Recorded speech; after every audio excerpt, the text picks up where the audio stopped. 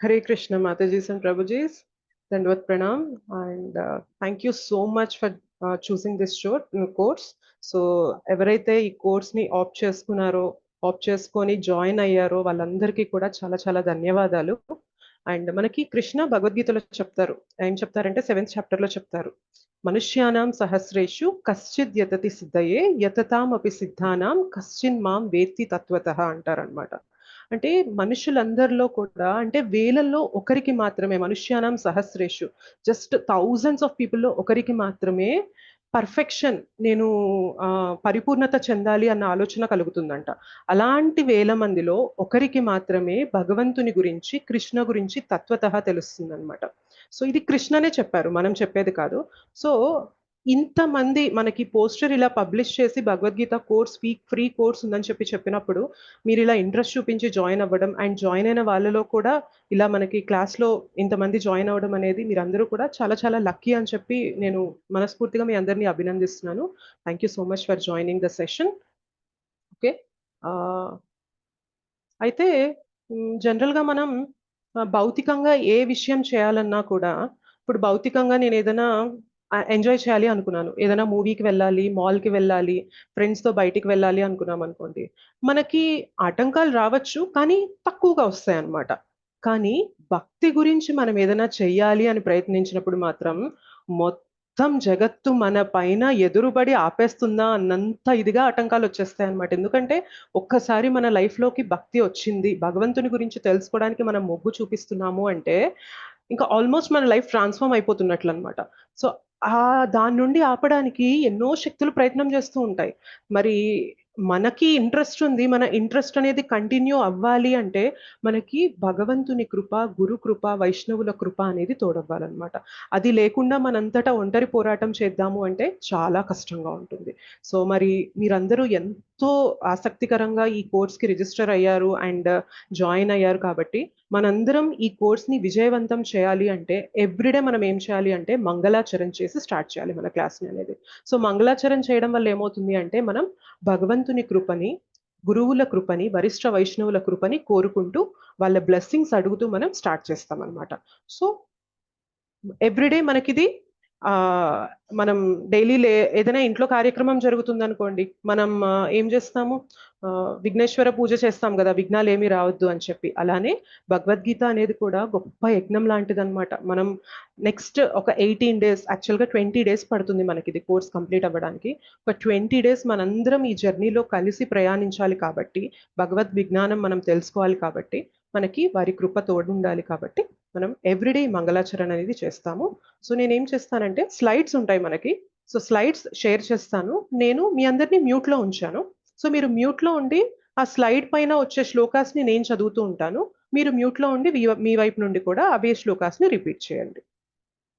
ఓకేనా?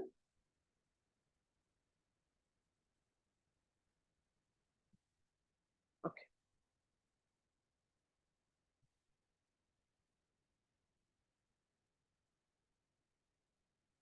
ॐ अज्ञानतिमिरान्धस्य ज्ञानाञ्जनशलाकया चक्षुरुन्मिलितं येन तस्मै श्रीगुरवे नमः। श्रीचैतन्यमनोभीष्टं स्थापितं येन भूतले स्वयं रूप कदा मह्यं ददाति स्वपदान्तिकम्। वन्देऽहं श्रीगुरोः श्रीयुतापदकमलं श्रीगुरून् वैष्णवांश्च श्रीरूपं साग्रजातं सहगणा रघुनाथान्वितं तं सजीवं साद्वैतं सावधूतं परिजनासहितं कृष्णचैतन्यदेवं श्रीराधाकृष्णपादान् सहगणा ललिता श्रीविशाखान्वितांश्च। हे कृष्ण करुणा सिन्धो दीनबन्धो जगत्पते गोपेश गोपिकान्त राधाकान्त नमोऽस्तु ते। तप्तकाञ्चन गौराङ्गी राधे वृन्दावनेश्वरी वृषभानुसुते देवी प्रणमामि हरिप्रिये। नमा ॐ विष्णुपादाय कृष्णप्रेष्ठाय भूतले श्रीमते भक्तिवेदान्त स्वामिनिति नामिने नमस्ते सारस्वते देवे गौरवाणी प्रचारिणे निर्विशेष शून्यवादी पाश्चात्यदेशतारिणे वाञ्छाकल्पतरुभ्यश्च कृपासिन्धुभ्य एव च पतितानां पावनेभ्यो वैष्णवेभ्यो नमो नमः। जय श्रीकृष्ण चैतन्य प्रभु नित्यानन्द श्री अद्वैत गदाधर श्रीवासादि गौरभक्तवृन्दा। हरे कृष्णा कृष्ण कृष्ण हरे हरे हरे राम राम राम हरे हरे।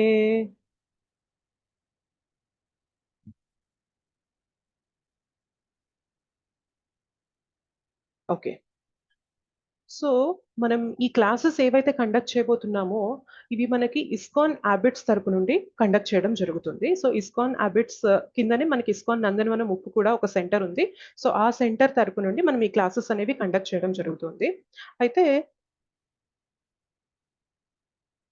మనకి 4 అథెంటిక్ సంప్రదాయస్ అంటారనమాట. అంటే ఏంటంటే, ప్రామాణికమైన సంప్రదాయస్ భగవంతుని గురించి, విష్ణు గురించి, కృష్ణ గురించి తెలుసుకోవాలి అంటే 4 బోనఫైడ్, అథెంటిక్, ప్రామాణికమైన సంప్రదాయస్ ఉన్నాయంటారనమాట. సో, అవి ఏంటి అంటే, ఒకటి బ్రహ్మదేవుడి నుండి వస్తుందనమాట. కృష్ణ నుండి బ్రహ్మదేవుడి ద్వారా వచ్చేది ఒక సంప్రదాయం. అది బ్రహ్మ మధ్వ గౌడీయ సంప్రదాయం అంటాం. సో ఇస్కాన్ అనేది బ్రహ్మ మధ్వ గౌడీయ సంప్రదాయం కిందకి వస్తుంది. ఇంకొకటి శ్రీ సంప్రదాయం. అంటే విష్ణుమూర్తి నుండి లక్ష్మీదేవికి ఆ జ్ఞానం అనేది వచ్చి ఆ లక్ష్మీదేవి నుండి పరంపర కొనసాగుతుందన్నమాట. అది శ్రీ సంప్రదాయం. మనం తిరుపతి, అహోబిలం ఇవన్నీ చూసినట్లయితే అవన్నీ శ్రీ సంప్రదాయం కిందకు వస్తాయి. అలానే ఇంకొక సంప్రదాయం ఏంటి అంటే రుద్ర సంప్రదాయం. భగవంతుడి నుంచి లార్డ్ శివ ద్వారా ఒక సాంప్రదాయం వస్తుంది, అది రుద్ర సాంప్రదాయం. అండ్ ఇంకొకటి చతుష్కుమారుల ద్వారా వచ్చే సాంప్రదాయం కుమార సాంప్రదాయం. సో బ్రహ్మ మధ్వ గౌడీయ సాంప్రదాయం, శ్రీ సాంప్రదాయం, కుమార సాంప్రదాయం, రుద్ర సాంప్రదాయం. ఈ 4 మనకి అథెంటిక్ బోనఫైడ్ సాంప్రదాయస్ అంటారనమాట. మనకి ఇస్కాన్ వచ్చేసి బ్రహ్మ మధ్వ గౌడీయ సాంప్రదాయం కింద వస్తుంది. సో ఏ జ్ఞానం తీసుకోవాలన్నా, భగవంతుని గురించి ఏ జ్ఞానం మనం ఆర్జించాలన్నా కానీ మనం ఈ అథెంటిక్ సాంప్రదాయాల కిందనే నేర్చుకోవాలి. ఇప్పుడు చూడండి, నేను ఇంజనీరింగ్ చదవాలి అనుకున్నాను. ఏదో చిన్న కాలేజ్లో అయినా చదవచ్చు, లేదు అంటే నేను కష్టపడి ఐఐటి లాంటి ఆర్గనైజేషన్లో కూడా చేయొచ్చు. దేని వాల్యూ దానికి ఉంటుందా లేదా?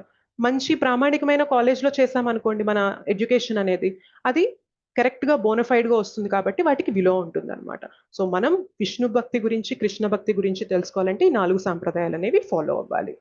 ఏదో ఒకటైనా మనం ఫాలో అవ్వాలి. ఓకే. అండ్ ఇస్కాన్ సంస్థాపకాచార్యులు ఎవరంటే శ్రీమద్ ఏసీ భక్తి వేదాంత స్వామి శ్రీల ప్రభుపాదుల వారు. అయితే మీరు అనుకోవచ్చు, ఎందుకు ఇదంతా డిస్కస్ చేస్తున్నాం, డైరెక్ట్ గా మనం భగవద్గీత చాప్టర్ స్టార్ట్ చేసేసేయచ్చు కదా అని చెప్పి అనిపించవచ్చు మీ అందరికీ. కానీ ఏ జ్ఞానం అయితే మనం ఇవాళ తెలుసుకోబోతున్నామో ఆ జ్ఞానం మన దాకా రావడానికి ఎంత కష్టపడి, ఎంత శ్రమిస్తే అది ఇవాళ మన దాకా వచ్చింది అనేది తెలుసుకున్నాం అనుకోండి, ఆ జ్ఞానం తీసుకునేటప్పుడు ఆ జ్ఞానానికి విలువ ఉంటుందా ఉండదా చెప్పండి? ఆ శ్రమ తెలుసుకున్నప్పుడు మనం దానికి విలువ ఇస్తామా? ఎస్, తెలుసుకున్నప్పుడే కదా ఇస్తాము. యా, సో అందుకోసమే మనం ఇదంతా డిస్కస్ చేస్తున్నాం అనమాట. సో మనకి ఇస్కాన్ సంస్థాపక ఆచార్యులు ఎవరంటే ఏసీ భక్తి వేదాంత స్వామి ప్రభుపాదుల వారు. సింపుల్ గా మనం శ్రీల ప్రభుపాద్ అని చెప్పి పిలుస్తాము. అయితే శ్రీల ప్రభుపాదుల వారు వాళ్ళ గురువు గారిని ఆల్మోస్ట్ ఆయన 1896 టైంలో ఆయన జన్మ తీసుకోవడం జరిగింది ఈ భూ ప్రపంచం పైన. అయితే 1922లో ఆయన వాళ్ళ గురువు గారైన శ్రీ భక్తి సిద్ధాంత సరస్వతి ఠాకూరాన్ని కలిశారనమాట. అయితే కలిసినప్పుడు ఇమీడియట్ గా చెప్పారు. ఏం చెప్పారంటే వాళ్ళ గురువు గారు, నువ్వు ఇంత చదువుకున్న వాళ్ళ ఉన్నావు, నీకు ఇంత ఇంగ్లీష్ మాట్లాడుతున్నావు. ఎప్పుడు ఆలోచించండి 1922లో. సో 1922 ఆ టైంలో నువ్వు ఇంత చదువుకున్నావు, ఇంత నాలెడ్జ్ ఉంది కదా నీకు, నీకు భగవద్గీత పైన జ్ఞానం ఉన్నప్పుడు why don't you go and preach in the west? నువ్వు పాశ్చాత్య దేశాలకు వెళ్ళి ఈ జ్ఞానాన్ని పంచరాదా అని చెప్పి వాళ్ళ గురు మహారాజ్ చెప్తారనమాట. సో శ్రీల ప్రభుపాదుల వారు అప్పటి నుంచి నిరంతరం ట్రై చేస్తూనే ఉంటారు, ఎలా ఈ జ్ఞానాన్ని పంచాలి, ఎలా ఈ జ్ఞానాన్ని పంచాలి అని. ఫైనల్ గా ఆయనకి 69 వయస్సు వచ్చినప్పుడు ఆయనకి అమెరికాకి వెళ్ళే అవకాశం వచ్చిందనమాట. చెప్పండి, 69 వయసు వచ్చినప్పుడు మనం ఒక ఊరు నుండి ఇంకో ఊరికి వెళ్ళడానికి మనకి కంఫర్ట్ ఉంటుందా, కన్వీనియన్స్ ఉంటుందా చెప్పండి? Yes, no? No Mataji. No, చాలా కష్టం అన్నమాట. మనకి వయసు పైబడే కొద్దీ మనకి ఖచ్చితంగా ఒకరు తోడు ఉండాలి. తెలిసిన వాళ్ళ ఇంటికి వెళ్ళడానికే మనం చాలా కష్టపడుతూ భయపడుతూ ఉంటాం. ఎక్కడ కింద పడిపోతే ఎక్కడ దెబ్బలు తగులుతాయో, అనవసరంగా ఇంట్లో వాళ్ళకి ప్రాబ్లం అయిపోతుంది అనుకుంటూ ఉంటాం. అలాంటిది శ్రీల ప్రభుపాదుల వారు 69 వయస్సులో, అంటే మనకి ఇట్లాంటి టెక్నాలజీ ఇది కూడా ఏం లేదప్పుడు. చాలా అంటే ఇప్పుడున్న దీనికన్నా గానీ కొంచెం టెక్నాలజీ అనేది తక్కువే ఉంటుంది కదా! అలాంటి టైంలో శ్రీల ప్రభుపాదుల వారు అమెరికాకి వెళ్ళి కేవలం ₹40 జేబులో పెట్టుకొని శ్రీమద్ భాగవతాన్ని పట్టుకొని వెళ్తారనమాట. ఒక్కటే హోప్ ఏంటి అంటే, నేను కాదు వెళ్ళేది, శ్రీమద్ భాగవతం వెళ్తుంది. నేను శ్రీమద్ భాగవతంని సేవకుడిగా నేను వెళ్తున్నాను, కంపానియన్‌గా నేను వెళ్తున్నాను అన్న ఒకే భావం పెట్టుకొని, నా గురు మహారాజ్ చెప్పిన ఆజ్ఞ. సో నేను శాయశక్తులా ప్రయత్నిస్తాను, నాకు చేతనైంది నేను చేస్తాను అని చెప్పి శ్రీల ప్రభుపాదుల వారు అప్పుడు అక్కడికి వెళ్ళి ఈ జ్ఞానం మొత్తాన్ని సమస్త వివిధ దేశాలకి కూడా అక్కడి నుండి వ్యాప్తి చేశారనమాట. సో అలా మనకి ఫామ్ అయిన ఆర్గనైజేషన్ ఏంటి అంటే ఇస్కాన్ అనమాట. సో చాలా మంది ఇస్కాన్ ఏమనుకుంటారంటే ఇదొక పాశ్చాత్య దేశాలకు సంబంధించిన ఆర్గనైజేషన్, ఇండియాకి సంబంధించింది కాదు అని చెప్పి ఒక చిన్న అపోహ ఉంటుంది. బట్ ఏంటి అంటే ఇది ఇంటర్నేషనల్ ఆర్గనైజేషన్ అన్నమాట. ఇదేదో అమెరికాకు సంబంధించింది, ఆస్ట్రేలియాకి సంబంధించింది అన్నది కాదు. ఇది మొత్తం అన్ని నేషన్స్ కి సంబంధించింది. International society for Krishna consciousness అంటారు ఇస్కాన్. ఓకే. అయితే మనకి ఆల్మోస్ట్ ఇస్కాన్ సెంటర్స్ అనేవి 1000+ సెంటర్స్ ఉన్నాయి అరౌండ్ ఇప్పుడు ప్రపంచం మొత్తం మొత్తం మీద. అండ్ శ్రీల ప్రభుపాదుల వారు మనకిచ్చిన భగవద్గీత జ్ఞానాన్ని ఆధారం చేసుకునే ఇవాటి నుంచి మనం డిస్కస్ చేసుకునే క్లాసెస్లో మనం డిస్కస్ చేసుకునే టాపిక్స్ అన్ని కూడా శ్రీల ప్రభుపాదుల వారు ఇచ్చిన జ్ఞానం పైననే ఆధారపడి ఉంటుంది. అయితే భగవద్గీత మనకు అనిపించవచ్చు, భగవద్గీత భగవంతుడు కృష్ణ అర్జునకి చెప్పింది కదా, శ్రీల ప్రభుపాదుల వారు మనకి ఇచ్చారంటున్నారు కదా, ఏంటి ఇది అని చెప్పి మీకు క్వశ్చన్ రావచ్చు. అయితే అర్జున కృష్ణ మధ్యన సంవాదం ఏ భాషలో జరిగి ఉంటుంది చెప్పగలరా?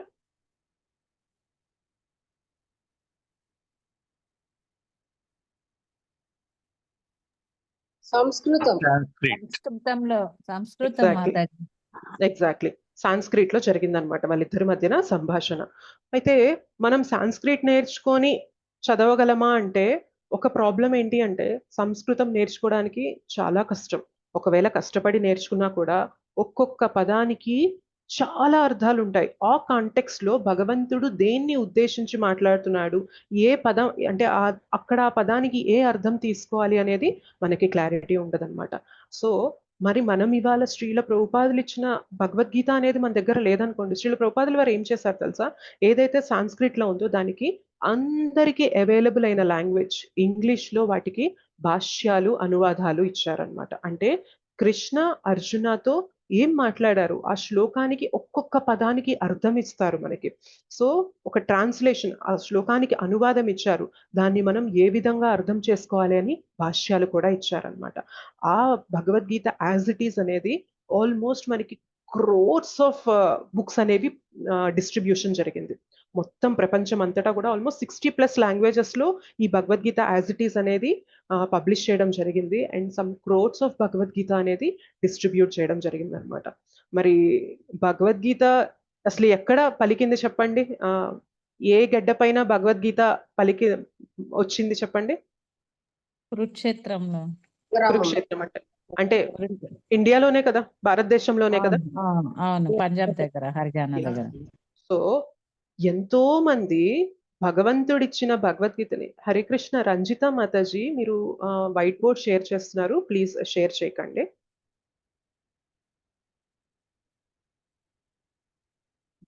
ఓకే. సో భగవద్గీత అనేది మనకి ఆరిజిన్ వైపు చూసుకున్నట్లయితే ఇండియా ఆరిజిన్ అని చెప్పి మనం అనుకోవచ్చు. అయితే ఇది ఎంతో మంది అక్రాస్ ద వరల్డ్ ఇన్ని కోట్ల వితరణ జరిగింది అంటే ఎంతమంది ఇంట్రెస్ట్ చూపిస్తున్నారు. అరే వాట్ ఇస్ దిస్?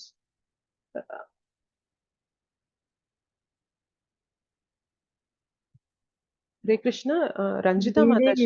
దీది మధ్యలో వైట్ వైట్ కనపడుతుంది ఇది. యెస్ మాతాజీ. రంజిత మాతాజీ మీరు వైట్ బోర్డ్ అనేది షేర్ చేస్తున్నారు మాతాజీ. అది ప్లీజ్ షేర్ చేయకండి. క్లాస్ అనేది డిస్టర్బ్ అవుతుంది. So humble request, please don't share the whiteboard. Whiteboard share చేయకండి. Thank you so much. Yes. So మరి మనం భారతదేశంలో పుట్టి భగవద్గీత తెలుసుకోకుండా ఉంటున్నామంటే చాలా వెనకబడిపోయినట్లా కాదా చెప్పండి? Yes or no? సో మనకిది దొరికిన అవకాశం అన్నమాట. మన జీవితంలో భగవద్గీత తెలుసుకోవడం అంటే ఆల్మోస్ట్ లైక్ లైఫ్ ట్రాన్స్‌ఫార్మ్ అయిపోతదనమాట. నిజంగా సిన్సియర్‌గా మనం దీనిపైన విశ్వాసం ఉంచి భగవద్గీత విన్నాము అంటే మన జీవితం ఖచ్చితంగా ట్రాన్స్‌ఫార్మ్ అయిపోతుంది. పరివర్తన చెందుతుందనమాట. So humble request, sincere request ఏంటి అంటే ఈ 18 days or next 20 days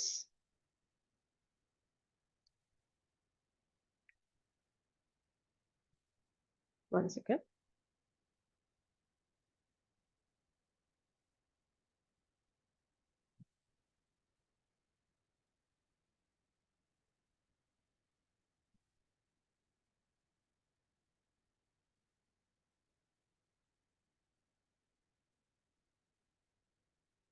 okay. సంహవ్ మీరు వైట్ బోర్డ్ అనేది షేర్ చేస్తున్నారు. రవి ప్రభు కూడా ఇప్పుడు వైట్ బోర్డ్ షేర్ చేశారు. సో వైట్ బోర్డ్ షేర్ చేయడం వల్ల ఏమవుతుంది అంటే ఇక్కడ 162 మెంబర్స్ జాయిన్ అయ్యారు. 162 మెంబర్స్ మొత్తానికి కూడా డిస్టర్బెన్స్ వస్తుంది. సో హంబుల్ రిక్వెస్ట్, దయచేసి మిమ్మల్ని వేడుకుంటున్నాను. Please don't share the white board. మీరు ఏదైతే వింటున్నారో మొబైల్ కానీ, ల్యాప్‌టాప్ కానీ అది పక్కన పెట్టి వినండి. అక్కడ ఏదైనా మీరు టచ్ చేయడంలో అది వైట్ బోర్డ్ అనేది షేర్ అవుతున్నట్లుంది. సో మీరు మీ ల్యాప్‌టాప్ ఆర్ స్క్రీన్ అనేది పక్కన పెట్టేసి వినడానికి ట్రై చేయండి. Thank you so much. Okay. So Bhagavad Gita వినేటప్పుడు మనం ఏం చేయాలి అంటే ఓపెన్ మైండెడ్‌గా వినాలి. చాలా మందికి ఈ క్లాస్‌లో జాయిన్ అయిన చాలా మంది కూడా భగవద్గీత జ్ఞానం అనేది తెలిసుండొచ్చు. మీరు చాలా చోట్ల భగవద్గీత జ్ఞానం అనేది వినుండొచ్చు. One second.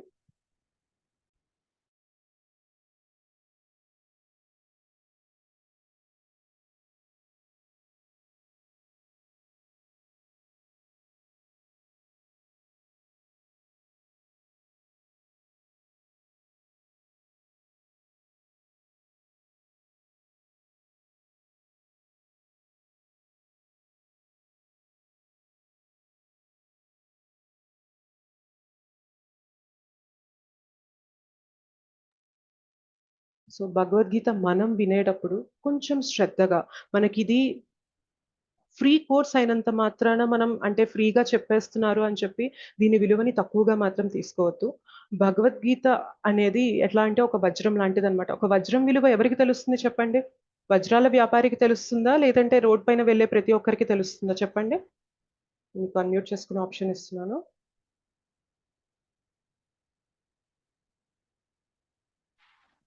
చెప్పండి. వజ్రం విలువ ఎవరికి తెలుస్తుంది? వజ్రాల వ్యాపారికి. వ్యాపారికి మాతాజీ. డైమండ్ మర్చెంట్ కే తెలుస్తుంది Mataji. Exactly. Exactly. So, Bhagavad Gita యొక్క విలువ అనేది అంటే ఫ్రీగా చెప్పేస్తున్నారు. ఫ్రీ కోర్స్ కదా అని చెప్పి మనం దీనిని నిర్లక్ష్యం చేయకూడదు. మనం సిన్సియారిటీ చూపిస్తే ఏమవుతుంది అంటే దీని నుండి మనకి జ్యువెల్స్, వజ్రాలనేవి దొరుకుతాయన్నమాట. సో, నేను ఈ మాట ఇవాళ ఎందుకు చెప్తున్నానంటే మీరు 18 డేస్ విన్న తర్వాత you will definitely get to know. మీకే అర్థమవుతుంది. ఎందుకు ఇంత ఇంపార్టెంట్ అనేది మీకు అర్థమవుతుంది. ఓకే. ఒక్క నిమిషం.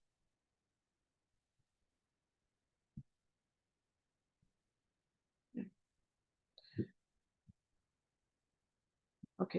అయితే క్లాస్ స్టార్ట్ చేసే ముందు నా గురించి జస్ట్ ఒక 2 విషయాలు చెప్పాలనుకుంటున్నాను. ఏంటి అంటే నేను నా క్వాలిఫికేషన్ వైస్ నేను బీటెక్ చేసి 10 ఇయర్స్ పాటు నేను ఐటీ ఫీల్డ్‌లో జాబ్ చేశాను. అండ్ దాని తర్వాత నేను రిజైన్ చేసి ఇప్పుడు నా ఫ్యామిలీని చూసుకుంటూ ఉన్నాను. అయితే ఆహ్, నేను ఫ్రీ టైమ్‌లో ఇస్కాన్‌కి సర్వీసెస్ అనేవి అందిస్తూ ఉన్నాను. ఎందుకు ఇలా వైట్ బోర్డ్ షేర్ అవుతుంది?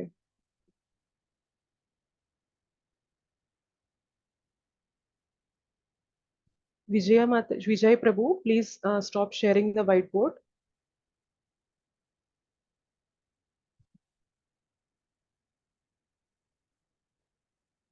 I'm so sorry for this. ఒక్క నిమిషం నేను ఎవరైనా హెల్ప్ తీసుకొని ఇది ఆఫ్ చేయడానికి ట్రై చేస్తాను.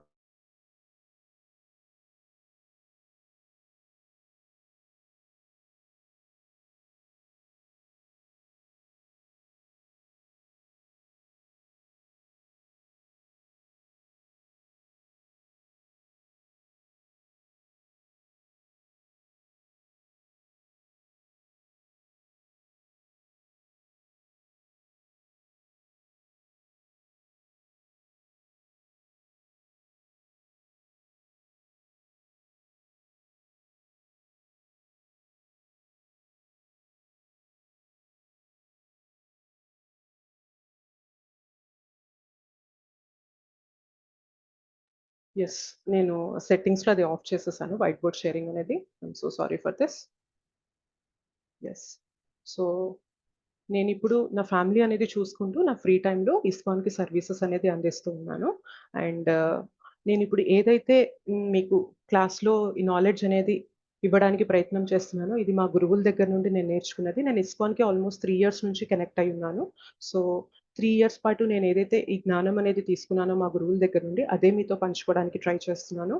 అండ్ మీకు నేను చెప్పడంలో కానీ, నేనేదైనా ఎక్స్‌ప్లెయిన్ చేయడంలో గానీ, మీకు కరెక్ట్‌గా అనిపించకపోయినా, నేనేదైనా తప్పులు చెప్పినా గానీ, I humbly request to please forgive me. ఏదైనా తప్పులు జరిగితే అది నా తప్పిదం వల్లే తప్ప, జ్ఞానంలో మాత్రం తప్పనేది ఉండదు. ఆ నాలెడ్జ్ ఏదైతే భగవంతుడిచ్చాడో అందులో తప్పుండదు. నేను చెప్పడంలో ఏమన్నా తప్పులు జరగచ్చు.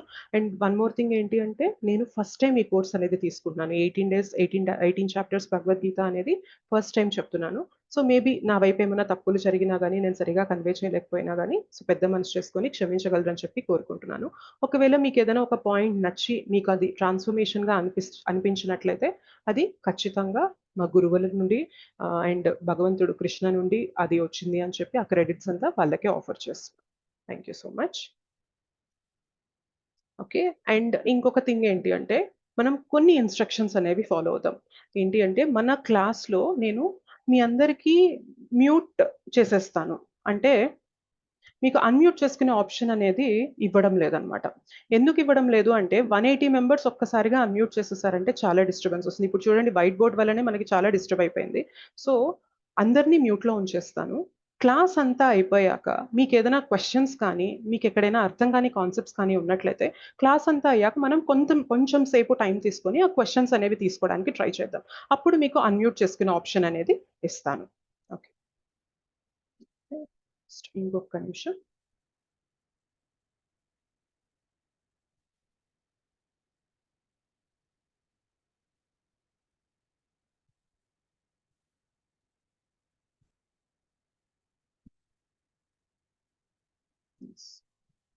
చాట్ కూడా లాక్ చేసేసాను. సో దట్ ఏవంటే అవి టైప్ చేయకుండా ఉంటారని. యెస్. అండ్ ఇస్కాన్‌లో మనం లేడీస్‌ని మాతాజీస్ అని చెప్పి అడ్రెస్ చేస్తాము. అండ్ జెంట్స్‌ని ప్రభుజీస్ అని చెప్పి అడ్రెస్ చేస్తామనమాట. ఎవరైతే కొత్తగా జాయిన్ అవుతున్నారో క్లాసెస్ కొంచెం వింతగా అనిపించొచ్చు. ఏంటిది మాతాజీ అంటున్నారు, ప్రభుజీ అంటున్నారు అని మీకు అనిపించొచ్చు కానీ, బట్ ఇక్కడ అడ్రెసింగ్ ఎలా ఉంటుంది అంటే ఎవరైనా కానీ చిన్నవారి నుండి పెద్దవారి వరకు ఆడవారైతే గనక మాతాజీ అని చెప్పి అంటాము. లేదు మగవారైతే ప్రభుజీస్ అని చెప్పి అడ్రెస్ చేస్తాము. అండ్ ఇంకొక కొన్ని జనరల్ ఇన్‌స్ట్రక్షన్స్ ఏంటి అంటే, మీకు కుదిరినట్లయితే వీడియో ఆన్ చేసుకొని పెట్టుకోండి. ఎందుకంటే మీరు అన్ని వీడియోస్ ఆఫ్ చేసేసారనుకోండి, మీరది వింటున్నారో మీకు అర్థమవుతుందా లేదా అనేది నాకు తెలియదు. So, kindly switch on your videos. కుదిరినంత వరకు వీడియో ఆన్ చేసుకొని వినండి. అండ్ లైవ్ సెషన్స్ అటెండ్ అవ్వడానికి ట్రై చేయండి. రికార్డింగ్స్ అనేవి నేను ప్రొవైడ్ చేస్తాను. మన క్లాస్ అనేది రికార్డ్ అవుతుంది. సో, రికార్డింగ్ అనేది నెక్స్ట్ డే మీకు షేర్ చేస్తాను. But if possible live sessions attend అయితే మీకు దీని నుంచి మాక్సిమం నాలెడ్జ్ అనేది మీరు తీసుకోగలుగుతారనమాట. ఎందుకంటే మనం ఇట్లా ఫేస్ టు ఫేస్ ఇంటరాక్ట్ అవుతున్నప్పుడు మన ఫోకస్ ఒకలాగుంటుంది. రికార్డింగ్ వింటున్నప్పుడు మనం ఇంత ఫోకస్ చేయలేమనమాట. సో, రికార్డింగ్ ఉన్నా కానీ లైవ్ అటెండ్ అవ్వండి. వీడియోస్ ఆన్ చేసుకోండి. అండ్ ఇందాక చెప్పినట్లు కొంచెం ఓపెన్‌గా మీరేదైతే జ్ఞానం అనేది తీసుకున్నారో, జ్ఞానం తెలుసు ఓకే. బట్ ఇవాళ కొత్తగా మనం ఏదో తెలుసుకుంటున్నాం. ఇంకొన్ని విషయాలు తెలుసుకుంటున్నాం. సో, దాన్ని కొంచెం సేపు పక్కన పెట్టి, ఇంకొంచెం ఓపెన్‌గా వినడానికి ట్రై చేయండి. అండ్ కుదిరినట్లయితే కొంచెం నోట్స్ రాసుకోండి. Little notes. మరి కంప్లీట్‌గా చెప్పిన పాయింట్స్ అన్నీ అవసరం లేదు. కొంచెం నోట్స్ రాసుకున్నట్లయితే ఒక 6, 7 డేస్ అయ్యాక మనం ఇది సెకండ్ చాప్టర్‌లో డిస్కస్ చేశాము అని అనుకున్నామనుకోండి. అసలు సెకండ్ చాప్టర్‌లో ఏం డిస్కస్ చేశాము అని మనం బ్లాంక్ ఫేస్ పెట్టుకోకుండా నోట్స్ అనేది కొంచెం ఉందనుకోండి. యెస్ నిజమే సెకండ్ చాప్టర్‌లో ఇవి కదా డిస్కస్ చేశామని మీకు క్లారిటీ ఉంటుంది. ఓకే. అండ్ మనం స్టార్ట్ చేసే ముందు ఇంకొన్ని విషయాలు భగవద్గీత గురించి కొన్ని విషయాలు చెప్పుకుందాం. ఏంటి అంటే భగవద్గీతని ఓపెన్ సీక్రెట్ అంటారు. మీకు తెలుసా? ఎప్పుడైనా విన్నారా? Yes or no? విన్నారా? యెస్ మాతాజీ. యాహ్! విన్నాం ఓపెన్ సీక్రెట్ అంటారు. సో, మనకి క్వెషన్ రావచ్చు. సీక్రెట్ అంటేనే క్లోజ్డ్ గదా! సీక్రెట్ అంటేనే ఎవరికీ తెలియనిది. అలాంటిది భగవద్గీతని ఓపెన్ సీక్రెట్ అని ఎలా అంటున్నారు? And if something is open, అది సీక్రెట్ ఎలా అవుతుంది? అందరికీ తెలిసేలాగా ఉంటే అది సీక్రెట్ ఎలా అవుతుంది? 2 కాంట్రాడిక్టింగ్ ఉన్నాయి కదా వర్డ్స్, ఓపెన్, సీక్రెట్ అన్నప్పుడు. ఎందుకు అంటున్నారు ఇలా అంటే, భగవద్గీత బుక్ అనేది మనం ఏదో ఒక బుక్ స్టోర్‌కి వెళ్లి కొనేసుకోవచ్చు. చదవడానికి ట్రై చేయొచ్చు. కానీ అలా భగవద్గీత బుక్ కొని చదివిన ప్రతి ఒక్కళ్ళకి భగవద్గీత అర్థమైపోతుందా? Yes or no? మీరు చెప్పండి. కాదు మాతాజీ. నో కాదు. మాతాజీ. కాదు. సో, భగవద్గీత అనేది నార్మల్ ఆర్డినరీ బుక్ కాదు. మనం ఏదైతే నోవెల్స్ కానీ, లేతే సైన్స్ ఫిక్షన్స్ ఏవో ఇట్లాంటివి చదువుతుంటాం కదా మనం. అట్లాంటి బుక్ భగవద్గీత కానే కాదు. This is a divine conversation, దివ్యమైన సంభాషణ. కృష్ణకి తన శుద్ధ తన గొప్ప భక్తుడైన అర్జునుడికి మధ్యన జరిగిన దివ్య సంభాషణ. ఇది మనకి అర్థం కావాలి అంటే ఫస్ట్ థింగ్ గురు పరంపరలో మనం దీన్ని వినాలి.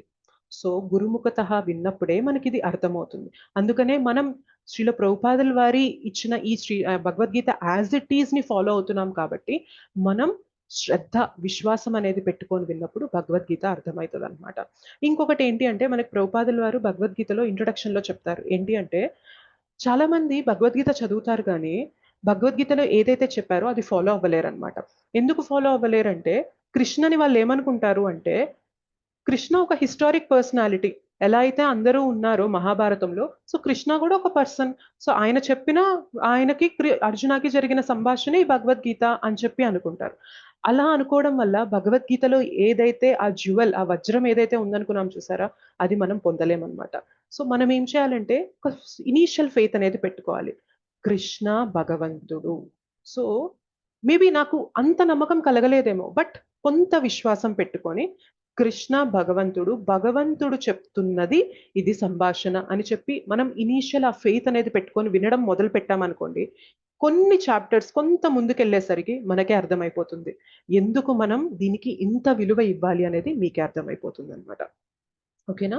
సో, ఆ ఫెయిత్ కృష్ణ పైన, భగవద్గీత పైన ఆ విశ్వాసం అనేది పెట్టుకొని వినాలి. అండ్ ఇంకొక విషయం ఏంటి అంటే, భగవద్గీత అనేది ఒక మతపరమైన గ్రంథంగా చాలా మంది చూస్తారనమాట. అది చాలా తప్పు. సో, భగవద్గీత అనేది ఒక మతానికో, ఒక కులానికో, ఒక దేశానికో సంబంధించిన గ్రంథం కానే కాదు. Bhagavad Gita is for entire humanity. మొత్తం మానవాళికి సంబంధించింది ఈ భగవద్గీత అనమాట. చాలా మంది అపోహలో ఉంటారు. ఇది హిందువులకి సంబంధించిన గ్రంథము అని చెప్పి అనుకుంటూ ఉంటారు. నో, కాదు. ఎవరైతే మానవునిగా జన్మ తీసుకున్నారో వాళ్ళందరికీ కూడా భగవద్గీత జ్ఞానం అనేది ఖచ్చితంగా అవసరం. భగవద్గీత జ్ఞానం లేకుండా కూడా జీవించొచ్చు. భగవద్గీత జ్ఞానం తీసుకొని కూడా జీవించొచ్చు. ఈ కోర్స్ అయిపోయేసరికి మనకు అర్థమైద్ది. భగవద్గీత జ్ఞానం తీసుకొని జీవించడంలో ఎంత చేంజ్ ఉంటుంది మన లైఫ్ అనేది మీరు అర్థం చేసుకోగలుగుతారనమాట. ఓకేనా? అండ్ ఇంకొక అపోహ ఏంటి అంటే, భగవద్గీత భక్తి అనేది 60 ఏళ్ల తర్వాత మాత్రమే చేయవలసిన పని. Yes or no? ఇది విన్నారా లేదా చెప్పండి? నో మాతాజీ. మాతాజీ 60 ఇయర్స్ దాటాక Years ఓల్డ్ దాటాక. ఓల్డ్ ఏజ్ లో వెళ్తే యాహ్! 60 ఇయర్స్ దాటాక, ఓల్డ్ ఏజ్‌లో రిటైర్ అయిపోయాక ఇంకేం పని లేదు అన్నప్పుడు చేయాల్సిన పని. ఇప్పటి నుంచే ఎందుకు భగవద్గీత అని చెప్పి చాలా మందిలో అపోహ ఉందన్నమాట. ఇప్పుడు చూడండి, మనకేదన్నా ఒక చిన్న అనారోగ్యం వచ్చిందనుకోండి, ఇట్స్ ఓకేలే 60 తర్వాత చూసుకుందాం డాక్టర్ దగ్గరికెళ్లి. ముందైతే మన లైఫ్‌లో చాలా పనులున్నాయి. అది అది చూసుకుందాం అని చెప్పి మనం అనుకుంటామా? ఫస్ట్ ఆరోగ్యం సెట్ చేసుకోవాలని అనుకుంటామా? అనుకోమా? ఎస్ మాతాజీ. యెస్. ఓకే. హ్యాపీగా ఉండాలి అంటే 60 ఏళ్ల తర్వాత ఉందాంలే. ముందు సంపాదించాలి మనం. మన లైఫ్‌లో చాలా గోల్స్ ఉన్నాయి. అవి చూడాలి అని చెప్పి వాటి వెనక పరిగెడతామా? హ్యాపీగా ఉండాలి అని ప్రతి క్షణం ప్రయత్నం చేస్తామా? చెప్పండి. హ్యాపీగా ఉండాలని ప్రతి క్షణం ప్రయత్నం ఓ, చేస్తాము. 60 ఏళ్ల తర్వాతే హ్యాపీగా ఉండాలి అని పోస్ట్‌పోన్ చేస్తామా మనం? లేదు మాతాజీ. కదా! సో, ఎలా అయితే ఒక హ్యాపీనెస్ కానీ, ఒక హెల్త్ కోసం గానీ, ఇప్పుడే ప్రతి క్షణం గూడా మనం దాని కోసం ఎలా అయితే తాపత్రయపడతామో, భగవద్గీత జ్ఞానం అనేది వీలైనంత ఎర్లీగా తీసేసుకోవాలి. ఆఫ్‌కోర్స్ మనందరి జీవితాల్లో అంత ఎర్లీగా రాలేదు భగవద్గీత. బట్ ఏ క్షణానైతే మన లైఫ్‌లో భగవద్గీత వచ్చిందో, ఆ క్షణం నుండి భగవద్గీతని మనం ఇట్లా అంటే ఒక చేతికి ఒక విలువైనది దొరికితే ఎంత జాగ్రత్తగా దాన్ని పోషణ చేస్తామో అలా మనం చూసుకోవాలన్నమాట భగవద్గీతని. మనకి ప్రహ్లాద్ మహారాజ్ చెప్తారు. ఏమంటారు అంటే, భగవంతుని గురించి, భక్తి గురించి భగవద్గీత విజ్ఞానం అనేది ఎప్పటి నుంచి చేయాలని చెప్తారో తెలుసా? కౌమారం ఆచరేత్ ప్రాజ్ఞ, 5 ఏళ్ల వయసు నుండి చేయాల్సిన పని అని చెప్తారు. డెఫినెట్ గా మన క్లాస్లో 5 ఏళ్ల పిల్లలైతే ఎవరు లేరు అని చెప్పి నేను అనుకుంటున్నాను. మేబీ 5 ఏళ్ల పిల్లలున్న తల్లిదండ్రులు ఉండొచ్చు, కానీ 5 ఏళ్ల పిల్లలైతే ఎవరు ఉండరు. బట్ ఎనీవే, ఏదైనా కానీ నెవర్ లేట్ దాన్ బిఫోర్ అంటారు కదా. అంటే మన జీవితంలో ఎప్పుడైతే ఆపర్చునిటీ వచ్చిందో అప్పటి నుంచే మనం దాన్ని తీసుకొని ముందుకెళ్ళిపోవాలి. సో భగవద్గీత అనేది డెఫినెట్లీ 60 ఏళ్ల తర్వాత వినేది కానే కాదనమాట. ఇవాళ వింటేనే ఇవాళ మన జీవితం ఎలా దాన్ని సజావుగా చేసుకొని ఎలా ఆనందంగా బ్రతకాలి అనేది తెలుస్తుంది. ఆ జ్ఞానం లేకుండా జీవితం అంతా అయిపోయాక ఇంకా మనం ఏమీ చేయలేని స్థితిలో భగవద్గీత చదివితే మార్చుకోవడానికి లైఫ్ అనేది మన చేతిలో ఉంటుందా ఇంకా ఆ టైంలో, చెప్పండి? ఉండదు. Yes. ఉండదు మాతాజీ. చేతిలో అవకాశం ఉన్నప్పుడే మనకేమంటారు, దీపం ఉండగానే ఇల్లు చక్కబెట్టుకోవాలంటారు కదా. సో మనకి ఇవాళ శక్తి సామర్థ్యాలు మన దగ్గర ఉన్నప్పుడే భగవద్గీత విజ్ఞానం, ఈ జ్ఞానం అనేది మనం తీసుకొని మన లైఫ్ ని మనం కరెక్ట్ గా సెట్ చేసుకోవాలన్నమాట. సో భగవద్గీత అనేది ఒక ఏజ్ తర్వాత అనేది కానే కాదు. అండ్ మనకి శాస్త్రాలు అంటే ఏమంటారు అంటే 4 వేదాలు: ఋగ్వేద, యజుర్వేద, సామవేద, అథర్వణ వేద. సో ఈ 4 వేదాలు, 18 పురాణాలు, 108 ఉపనిషత్తులు, మహాభారతం, రామాయణం, ఇతిహాసాలు, ఇలాంటివి ఇంకెన్నో కలిపితే మనకి శాస్త్రాలు అని చెప్పి అంటారనమాట. అయితే భగవద్గీత ఎక్కడొస్తుంది చెప్పగలరా ఎవరైనా?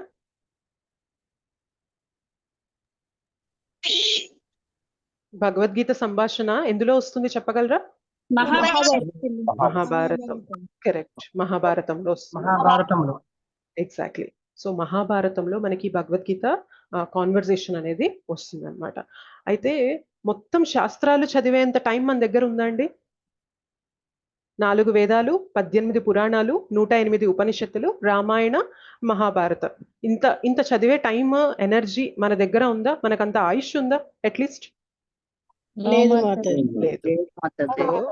భగవంతుడు ఎంత మర్సిఫుల్ గా ఏం చేశారంటే మొత్తం ఎసెన్స్ అంతా కూడా భగవద్గీతలో పెట్టేసి ఇచ్చారనమాట. సో ఇంత చదవలేం కదా. భగవద్గీత ఒక్కటి మనం తెలుసుకోగలిగామంటే ఆల్మోస్ట్ వేదాల యొక్క సారం అంతా కూడా మనకి తెలుస్తుంది అనమాట. ఓకే, మరి అలాంటి భగవద్గీత కోర్స్ ఇవాళ మనం స్టార్ట్ చేయబోతున్నాం.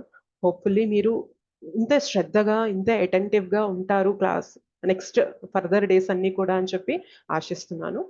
ఓకే, అండ్ భగవద్గీతలో మనకి 700 శ్లోకాస్ ఉంటాయి. ఓకే, మొత్తం కృష్ణకి అర్జునకి మధ్యన జరిగిన సంవాదం ఒకటైతే ఇంకొక సంవాదం కూడా ప్యారలల్ గా నడుస్తూ ఉంటుంది. ఎవరికైనా తెలుసా అది?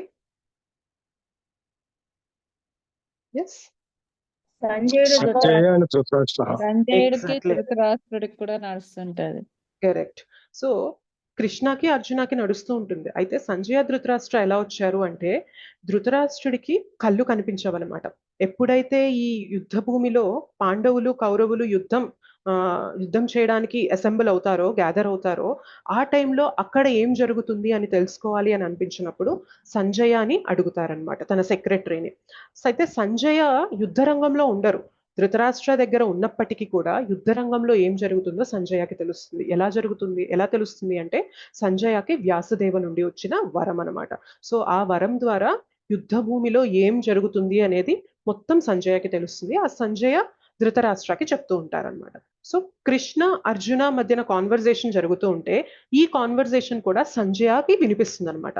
సో సంజయ అది వింటూ ఇక్కడ ఏం జరుగుతుందో అది చూస్తూ ఈ మొత్తం ధృతరాష్ట్రకి చెప్తారనమాట. సో భగవద్గీతలో మనకి ధృతరాష్ట్రోవాచ, సంజయోవాచ, శ్రీ భగవానువాచ, అర్జునోవాచ అంటే 4 మాట్లాడుతూ ఉంటారు భగవద్గీతలో. టోటల్ 700 శ్లోకాస్ ఉంటాయి. అండ్ మనకి ఈ 700 శ్లోకాస్ ని 18 చాప్టర్స్ గా డివైడ్ చేశారు. అయితే మనకి మహాభారతం ఇది ఎవరు రాశారు తెలుసా మీకు? వ్యాస మహర్షి, వేదవ్యాసుల వారు రాశారు. అయితే వేదవ్యాసుల వారు రాసినప్పుడు ఇది కాన్వర్జేషన్ కదా. అంటే ఇప్పుడు కృష్ణ అర్జున మధ్యన ఇప్పుడు మనం మాట్లాడుకుంటున్నాం అనుకోండి, మనం మాట్లాడుకునేది జస్ట్ ఒక 10 minutes ఒక చాప్టర్, నెక్స్ట్ 10 minutes ఒక చాప్టర్, నెక్స్ట్ 10 minutes ఒక చాప్టర్ అనేది మనం ఎలా మాట్లాడతాం? ఓకే, చాప్టర్ 1 కంప్లీట్ అయింది, నెక్స్ట్ చాప్టర్ 2 స్టార్ట్ చేద్దామని చెప్పి మాట్లాడతామా? అలా మాట్లాడడం కదా ఎవరితో అయినా కూడా. జస్ట్ మాట, క్వశ్చన్ అడుగుతాం ఆన్సర్ చెప్తారు, క్వశ్చన్ అడుగుతారు ఆన్సర్ చెప్తారు, మన సంభాషణ అలా జరిగింది. మరి ఇలా చాప్టర్స్ గా ఎవరు డివైడ్ చేశారు అంటే వ్యాసదేవ డివైడ్ చేశారనమాట. ఓకే, ఈ 700 శ్లోకాస్ ని వ్యాసదేవ 18 చాప్టర్స్ గా డివైడ్ చేసి మనకి శ్రీమద్ భగవద్గీతలో పెట్టి ఇచ్చారు. అయితే ఈ 18 చాప్టర్స్ ని మనం 3 భాగాలుగా డివైడ్ చేసినట్లయితే ఒక్కొక్క భాగంలో ఎన్ని అధ్యాయాలు వస్తాయి చెప్పండి? 6 వస్తాయి మాతాజీ.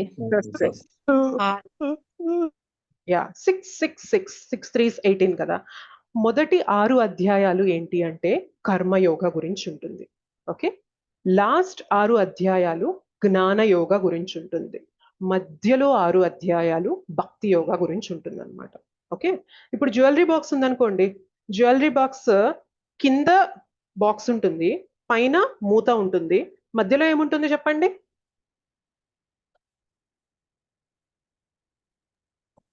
గోల్డ్ మాతాజీ. ఆర్నమెంట్ ఉంటుంది. Space Mataji, space. స్పేస్ ఉంటది, కానీ జ్యువెలరీ బాక్స్ పర్పస్ ఏంటి? స్పేస్ పెట్టుకోవడానికి జ్యువెలరీ బాక్స్ పెట్టుకోం కదా మనము. ఆ స్పేస్ లో మనం ఆర్నమెంట్ పెట్టుకుంటాం, రైట్? సో కింద ఒక బాక్స్, పైన బాక్స్ లిడ్, మధ్యలో ఆర్నమెంట్ అనేది ఉంటుంది కదా. సో మనకు అలానే భగవద్గీతని డివైడ్ చేసి ఇచ్చారనమాట. కర్మయోగ, జ్ఞానయోగ, మధ్యలో అత్యంత విలువైనది భక్తి యోగ పెట్టించారనమాట. So 6 chapters of karma yoga, 6 chapters of bhakti yoga, 6 chapters of జ్ఞానయోగ ఉంటుంది మనకి. 18 చాప్టర్స్ అలా డివైడ్ అయ్యాయి. ఓకేనా? అయితే మనం ఫస్ట్ చాప్టర్ స్టార్ట్ చేసే ముందు అసలు ఏం జరుగుతుంది యుద్ధ రంగంలో అనేది ఒక చిన్న బ్యాక్గ్రౌండ్ అనేది చూసి మనం ఫస్ట్ చాప్టర్ స్టార్ట్ చేద్దాం. అఫ్ కోర్స్ ఫస్ట్ డే అనేది మనకి కొంచెం ఎక్స్టెండ్ అవుతుంది క్లాస్, ఎందుకంటే మనం ఇంట్రొడక్షన్ అనేది చూసాము, ఇస్కాన్ గురించి, శ్రీల ప్రభుపాదుల వారి గురించి, అండ్ భగవద్గీత ఇంట్రొడక్షన్ ఇదంతా కూడా డిస్కస్ చేస్తాం. కాబట్టి ఫస్ట్ డే మన క్లాస్ అనేది కొంచెం ఎక్స్టెండ్ అవుతుంది. రేపటి నుంచి మనం హోప్ఫుల్లీ టైం లోపు ఆర్ 5 or 10 minutes లోపే కవర్ చేసేసేలాగా ట్రై చేద్దాం. సో ఫస్ట్ డే మాత్రం మనకి అరౌండ్ 9:15 9:20 దాకా మన క్లాసే జరుగుతుంది. సో నేను మీకు అది ముందుగా ఇన్ఫార్మ్ చేస్తున్నాను. ఎవరైతే ఉండగలరో please try to listen till that time. లేదు అంటే కనుక మీరు రికార్డింగ్ అనేదైనా వినొచ్చు. 9కి మీరు లీవ్ అయిపోయి రికార్డింగ్ అయినా వినొచ్చు. ఒకవేళ మీకు ఇంకేమీ నెక్స్ట్ ఇంకేం లేదు ఇంపార్టెంట్, మరీ అంత అర్జెంట్ ఇంపార్టెంట్ అనేది ఏమీ లేదు అంటే please stay in the class. ఓకేనా? Thank you so much. Okay, background of Bhagavad Gita చూద్దాం. ఏంటి అంటే యుద్ధ రంగంలో పాండవులు, కౌరవులు అసెంబ్ల్ అయి ఉన్నారు. అయితే పాండవులకి రథసారథిగా ఎవరుంటారు? ఎప్పుడైనా గమనించారా? భగవద్గీత బుక్ పైన ఉంటుంది. భగవద్గీత చదవకపోయినా ఎప్పుడైనా బుక్ చూసినా కూడా మనకు తెలుస్తుంది. శ్రీకృష్ణ కృష్ణుడు, శ్రీకృష్ణ ఉంటారు. భగవానుడు అంటారు. రైట్? శ్రీకృష్ణ భగవానుడు. Yeah, correct. కృష్ణ ఉంటారనమాట. సో అర్జున యొక్క రథసారథిగా కృష్ణ ఉంటారు. మన క్వశ్చన్ రావచ్చు, కృష్ణ ఏంటి రథసారథిగా ఉండడం ఏంది? కృష్ణని భగవంతుడు అంటున్నాం కదా, అసలు ఏంటి అని చెప్పి భగవద్గీత గురించి ఏమి ఐడియా లేకపోతే ఈ క్వశ్చన్ వస్తుంది కదా. అయితే ఎందుకు రథసారథిగా ఉన్నారు అనే దాని గురించి ఒక చిన్న కథ ఉంది. అంటే ఐ మీన్ అది మనకి మహాభారతంలో వస్తుంది.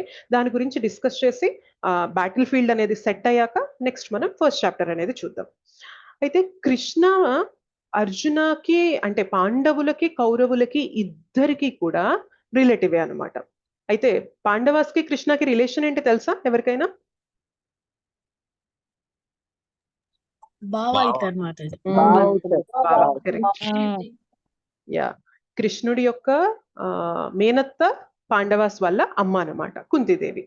ఓకే, సో బావమరుదులు అనమాట. అయితే ఎప్పుడైతే యుద్ధం అనేది తప్పనిసరి యుద్ధం చేయాలి అని ఫిక్స్ అయిపోయిందో, అంటే మీకు అదంతా చెప్పట్లేదు ముందుదంతా, జస్ట్ ఈ పాయింట్ కృష్ణ ఎందుకున్నారు ఇక్కడ అనేది చెప్పడానికి చెప్తున్నా. యుద్ధం అనేది ఫిక్స్ అయిందో ఏమైతుంది అంటే దుర్యోధన వెళ్తారనమాట కృష్ణ దగ్గరికి. ఫస్ట్ వెళ్ళినప్పుడు కృష్ణ పడుకొని ఉంటారు. సో పడుకొని ఉన్నప్పుడు జనరల్ గా మనం ఎవరినైనా ఫేవర్ అడగాలి అని చెప్పి వెళ్ళామనుకోండి, పడుకున్న వ్యక్తిని లేపితే ఏమంటారు చెప్పండి? నీకు బుద్ధి ఉందా లేదా? నిద్రపోతుంటే ఇట్లా లేపి మరీ ఫేవర్ అడుగుతావా అని చెప్పి అంటారా లేదా చెప్పండి?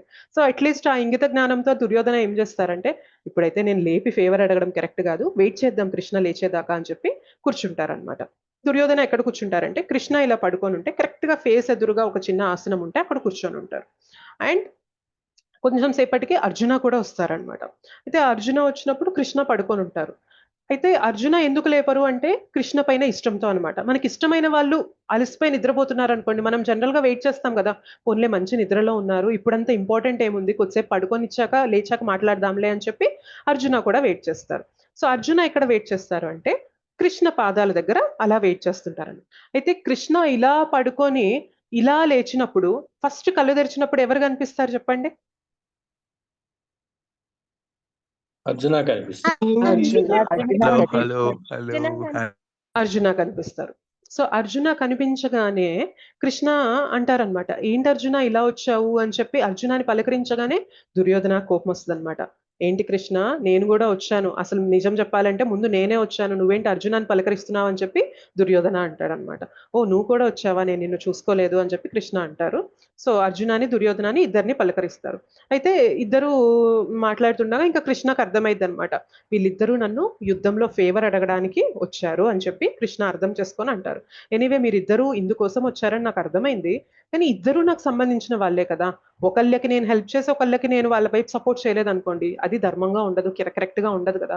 సో నా దగ్గర 2 ఆప్షన్స్ ఉన్నాయి. ఏంటి అంటే ఒకళ్ళకి నా సేన మొత్తం వెళ్ళిపోతుంది, ఇంకొకళ్ళు నన్ను చూస్ చేసుకోవచ్చు.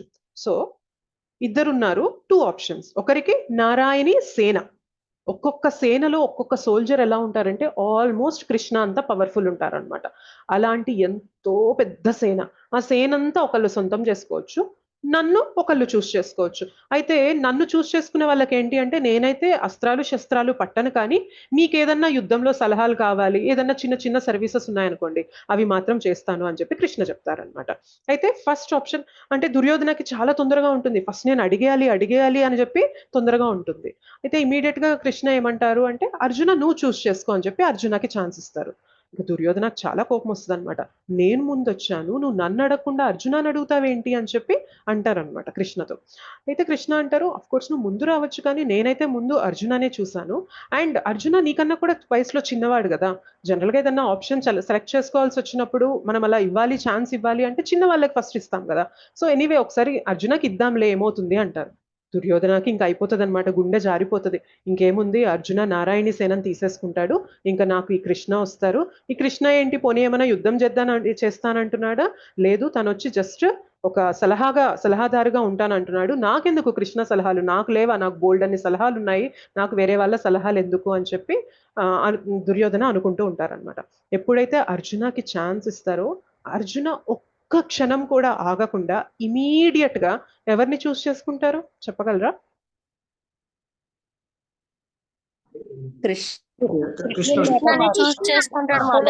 ఎగ్జాక్ట్లీ, కృష్ణని చూస్ చేసుకుంటారనమాట.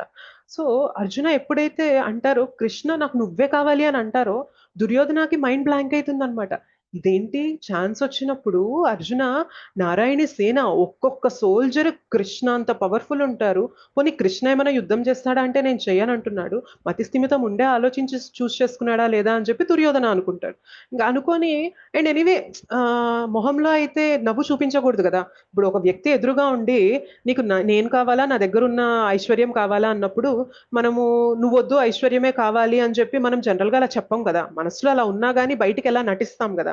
సో దుర్యోధన కూడా సేమ్ అదే మెంటాలిటీతో ఏమంటాడు అంటే ఏం చేస్తాం కృష్ణ, ఇంకా నాకు ఇంకేముంది దారి, పోనీ నువ్వేమో ఫస్ట్ అర్జునకి ఇచ్చేసావు ఆప్షన్, ఇంకా నా దగ్గర ఇంకేం మిగిలింది, నాకు నీ సేనే కదా మిగిలింది, ఇంకా నేను దాన్నే తీసుకెళ్తాను అని చెప్పి బయటికి చాలా దిగాలుగా మొహం పెట్టేసి చెప్తాడనమాట. కానీ లోపల మాత్రం ఫుల్ ఖుషితో ఉన్నాడనమాట, అమ్మయ్య ఈ అర్జున ఎట్లగొట్ల చూస్ చేసుకున్నాడు, కానీ నేనే దేనికోసం అయితే వచ్చానో అది నాకు దొరికింది అని చెప్పి ఆనందంగా వెళ్ళిపోతాడనమాట. ఎప్పుడైతే వెళ్తాడో భీష్మ దగ్గరికి వెళ్తారనమాట, వెళ్ళి చెప్తారు, చూసారా నేను ఎంత తెలివి గలవాడిని, కాకపోతే నేను వెళ్ళి కృష్ణ దగ్గరికి వెళ్ళి మొత్తం సేనంతా నా దగ్గరికి తీసుకొచ్చాను అని అంటారనమాట. భీష్మ అడుగుతారు ఏంటి అంటే అప్పుడు కృష్ణ ఇట్లా 2 ఆప్షన్స్ ఇచ్చారు, అర్జున ఎంత ఫూలిష్ గా కృష్ణ కావాలి అన్నారు, నేనేమో మొత్తం సేనని తెచ్చుకున్నాను అని చెప్పి చెప్తారనమాట. ఆ మాట వినగానే భీష్ముడు అనుకుంటారు, ఎంత ఫూలిష్ నువ్వు, అసలు కృష్ణ లేకుండా కృష్ణ సేన తెచ్చుకొని ఏం చేద్దాం అనుకుంటున్నావు నువ్వు అని చెప్పి భీష్మదేవ అంటుంటారనమాట. సో అలా కృష్ణ అర్జున వైపు వస్తారనమాట. అండ్ అర్జున ఎప్పుడైతే కృష్ణని చూస్ చేసుకున్నారో కృష్ణ ఇంకా ఫిక్స్ అయిపోయారనమాట. మనం కూడా మన లైఫ్ లో కృష్ణని చూస్ చేసుకున్నాము అంటే Krishna will be always ready to, అంటే ఇంకా మనకి దగ్గర అవ్వాలి అని కృష్ణ ఎదురు చూస్తూ ఉంటారనమాట. ఎంత దగ్గర అవ్వాలి అని ఇదవుతారంటే తన భక్తుడి కోసం ఒక రథసారథి పొజిషన్ తీసుకోవడానికి కూడా సిద్ధపడిపోయారు కృష్ణ. దేవాది దేవుడు, అఖిలాండ కోటి బ్రహ్మాండ నాయకుడు, ఆయన ఆజ్ఞతోనే సమస్త విశ్వాలన్నీ నడుస్తుంటే అలాంటి వ్యక్తి ఒక డ్రైవర్ పొజిషన్ తీసుకున్నారు అంటే వీ కెన్ జస్ట్ ఇమాజిన్ భగవంతుడు ఎంత దయాళు అనేది మనం అర్థం చేసుకోవచ్చు అనమాట. చాలా మందికి భగవద్గీత చదవడం అంటే ఏమనిపిస్తుంది అంటే నాకు సాంస్క్రిట్ రాదు, శ్లోకాస్ ఇలాగా అనర్గళంగా చెప్పడం రాదు, నాకంత చదువు రాదు, నాకంత తెలివి లేదు అని చెప్పి జనరల్గా మనం వింటూ ఉంటాం. ఒకసారి ఏమైతుంది అంటే ఒక గురువు గారు వాళ్ళ శిష్యునికి చెప్తారు. ఏమంటారు అంటే ఎవ్రీడే నువ్వు భగవద్గీత చదవాలి అని చెప్పి చెప్తారనమాట. అయితే ఆ శిష్యుడికి చదువు రాదు. కానీ గురువు చెప్పారు కదా, భగవద్గీత చదవాలి అని చెప్పి చెప్పారు కాబట్టి ఎవ్రీడే భగవద్గీత బుక్ ఓపెన్ చేస్తారు, అందులో ఉన్నవి చూస్తూ ఉంటారు. ఆయనకి చదవడం రాదు, ఏడుస్తూ ఉంటారు అనమాట. తోటి వాళ్ళందరూ ఎక్కిరిస్తూ ఉంటారు, ఈయనకు బాగా అర్థమైపోయిందని ఏడుస్తున్నాడు అని చెప్పి ఎక్కిరిస్తూ ఉంటారు. ఒకసారి ఏమైతుంది అంటే శ్రీ చైతన్య మహాప్రభు అంటే ఎవరో కాదనమాట, రాధా కృష్ణ యొక్క కలయికనే మనకి కలియుగంలో శ్రీ చైతన్య మహాప్రభుగా వస్తారు. సో శ్రీ చైతన్య మహాప్రభు అప్పుడు అక్కడికి వచ్చినప్పుడు ఆయన ఇలా ఏడవడం చూస్తారనమాట. చూసి ఎందుకు ఏడుస్తున్నావు అంటేను చెప్తారు, యాక్చువల్గా నాకు చదువు రాదండి, భగవద్గీత చదవడం నాకు చేత కాదు, మా గురువు గారు చెప్పారు అని చెప్పి నేను ఇది చదువుతున్నాను అని అంటే, మరి ఎందుకు ఏడుస్తున్నావు అంటేను, నాకు ఇదంతా ఇంట్లో ఏం రాసిందో తెలియడం లేదు, కానీ ఈ ఫోటో చూసారా, పైన అర్జునుడు కింద కృష్ణుడు. కృష్ణ ఒక భక్తుని కోసం రథసారథిగా కూడా అవ్వడానికి, ఆ పొజిషన్ కూడా తీసుకోవడానికి సిద్ధపడ్డారు అంటే అది చూస్తేనే నాకు కన్నీళ్ళు ఆగడం లేదండి. దేవుడు ఎంత దయా హృదయుడు అంటే ఒక డివోటీ కోసం ఎలాంటి స్థితి, ఎలాంటి స్థానమైనా తీసుకోవడానికి సిద్ధపడిపోతున్నారు అని తెలుసుకున్నప్పటి నుంచి నా కళ్ళు చెమరుస్తున్నాయి, నా వల్ల కావట్లేదు అని చెప్పినప్పుడు చైతన్య మహాప్రభు అంటారనమాట, ఇది ఉండాల్సిన లక్షణము. నీకేదో తెలివో, నీకేదో చదువు సంధ్యలో, లేకపోతే నీకేదో శక్తి సామర్థ్యాలో ఇవి కాదు భగవద్గీత కావాల్సింది. భగవద్గీత కావాల్సింది ఏంటి అంటే ఆ విశ్వాసం అనమాట. భగవంతుని గురించి తెలుసుకోవాలి, భగవంతుడు ఇంత దయామంతుడా అని చెప్పి తెలుసుకోవాలి అనేది ఉంటుంది చూసారా. అది ఎప్పుడైతే అర్థమవుతుందో భగవద్గీత ఎసెన్స్ అనేది మనకు అర్థమైపోయినట్లే అని చెప్పి చెప్తారనమాట. సో ఇట్లా భగవంతుడు కృష్ణ అర్జున వైపు రథసారథిగా రావడం జరిగింది. అండ్ యుద్ధం అనేది స్టార్ట్ అవ్వబోతుంది. ఓకే, అండ్ అప్పుడు మనకి ఫస్ట్ చాప్టర్ ధృతరాష్ట్రో వాచ అనేది శ్లోక వస్తుంది, నేను మీకు షేర్ చేస్తాను. అయితే ఇంకొకటి ఏంటి అంటే ఎవరైతే ఫస్ట్ టైం క్లాసెస్ జాయిన్ అవుతున్నారో జనరల్గా మనం కృష్ణని కృష్ణ పరమాత్మ, కృష్ణ భగవానుడు ఇలా అంటాం కదా. కానీ ఇస్కాన్లో ఎలా అంటే శ్రీల ప్రభుపాదుల వారు ఎలా ఇస్తారు అంటే కృష్ణని, ఆయన దేవాది దేవుడు, మనందరం సేవకులుగా చెప్పినప్పటికీ కూడా కృష్ణని ఒక ఫ్రెండ్ లా కూడా ప్రెజెంట్ చేస్తారనమాట. జనరల్ గా ఫ్రెండ్ ని మనం క్యాజువల్ గా పిలుస్తాం కదా, సో పేరు పెట్టి పిలుస్తాం కదా, అట్లా మనకి అంత దగ్గర రిలేషన్ ఇస్తారనమాట శ్రీల ప్రభుపాదుల వారు. అందుకనే మనం మాట్లాడేటప్పుడు ఒక్కోసారి కృష్ణ కృష్ణ అని చెప్పి చెప్పేస్తూ ఉంటాము, ఒక్కోసారి మనం కృష్ణ దేవాది దేవుడు అని కూడా మాట్లాడుతూ ఉంటాం అనమాట. ఓకేనా? Okay, let us see the PowerPoint presentation. So ఇందాక చెప్పుకున్నట్లు మనం ఇవాళ డిస్కస్ చేసుకునే ఈ జ్ఞానం మొత్తానికి కూడా శ్రీల ప్రభుపాదుల వారి కృప వల్లనే మనం ఇది తెలుసుకుంటున్నాం. కాబట్టి మనం చెప్పే ప్రతి క్లాస్ కూడా శ్రీమద్ ఎసి భక్తి వేదాంత స్వామి శ్రీల ప్రభుపాదుల వారికి మన క్లాసెస్ అనేవి అంకితం. ఓకేనా? ఎస్, భగవద్గీత యొక్క గొప్పతనం, పద్మ పురాణం నుండి గీతా మహత్యం. ఓకే, చూద్దాం భగవద్గీత యొక్క గొప్పతనం పద్మ పురాణంలో ఏముందో అనేది చూద్దాం.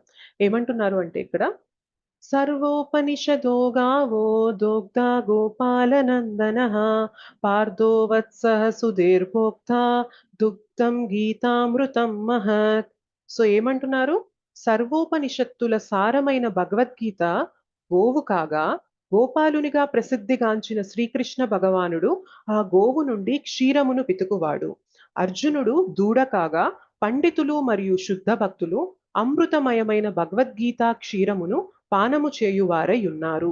సో ఇందాక అనుకున్నాం కదా, మొత్తం ఉపనిషత్తుల సారం ఏంటి అంటే భగవద్గీత. ఒకవేళ భగవద్గీతని మనం ఒక గోవుగా మనం ఊహించినట్లయితే ఆ గోవు నుండి మనం పాలు పితకగా ఏవైతే పాలు వస్తాయో ఆ పితికే వ్యక్తి ఎవరు అంటే కృష్ణ భగవానుడు, కృష్ణ. అయితే ఆ పాలు ఏదైతే వస్తుందో అది ఫస్ట్ ఎవరు తీసుకున్నారంటున్నారు, అర్జున అన్నమాట. అండ్ మిగిలిన శుద్ధ భక్తులు ఎవరైతే భగవంతుని గురించి తెలుసుకోవాలి అని చెప్పి అనుకుంటున్నారో వాళ్ళందరూ కూడా ఆ పాలని అంటే ఉపనిషత్తుల సారాన్ని మనం తీసుకుంటున్నాం అనమాట. సో భగవద్గీత తెలుసుకోవడం వల్ల ఏం చేస్తున్నాం మనం? టోటల్ 108 ఉపనిషత్తుల సారం తెలుసుకుంటున్నాం. ఓకే, అందుకే దీన్ని గీతోపనిషత్ అని కూడా అంటారు. Okay, let us see the next Shloka.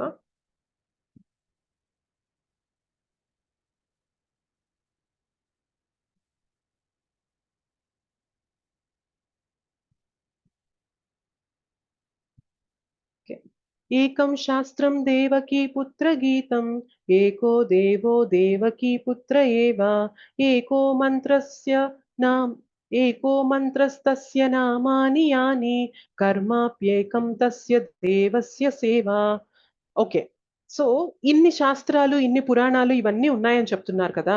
So నాకు ఒక్కటే శాస్త్రం నేను తెలుసుకోవాలి అంటే ఒక్కటి చెప్పండి అని చెప్తే అది ఏమంటున్నారు అంటే శ్రీమద్ భగవద్గీత అని చెప్తున్నారు.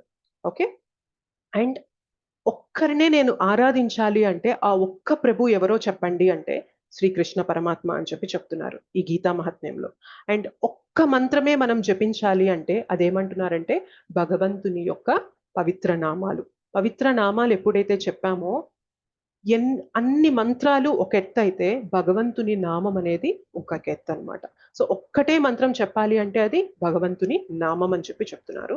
అండ్ ఒక్కటే పని చేయాలి, ఇంకా అన్నిటికన్నా ఆస్పీషియస్ పని, అన్నిటికన్నా మంగళకరమైన పని ఏదన్నా ఉంది ఒక్కటి చెప్పండి అంటే ఏమంటున్నారు అంటే ఆ దేవాది దేవుడైన శ్రీకృష్ణుని యొక్క సేవ, భక్తియుక్త సేవ చేయడం అనేది ఆ ఒక్క పని, మంగళకరమైన పని అని చెప్పి మనకి గీతా మహాత్మ్యంలో చెప్తున్నారు అనమాట.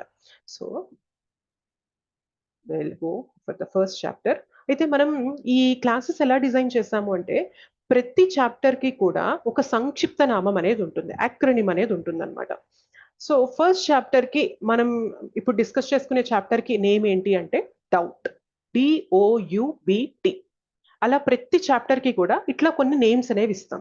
మనం ఈ నేమ్ అనేది గుర్తుపెట్టుకొని అందులో ఉన్న ఒక్కొక్క లెటర్ కి మనం గుర్తుంచుకోగలిగామంటే టోటల్ చాప్టర్ యొక్క ఎసెన్స్ అంతా కూడా మనకి గుర్తుంటుంది అనమాట. So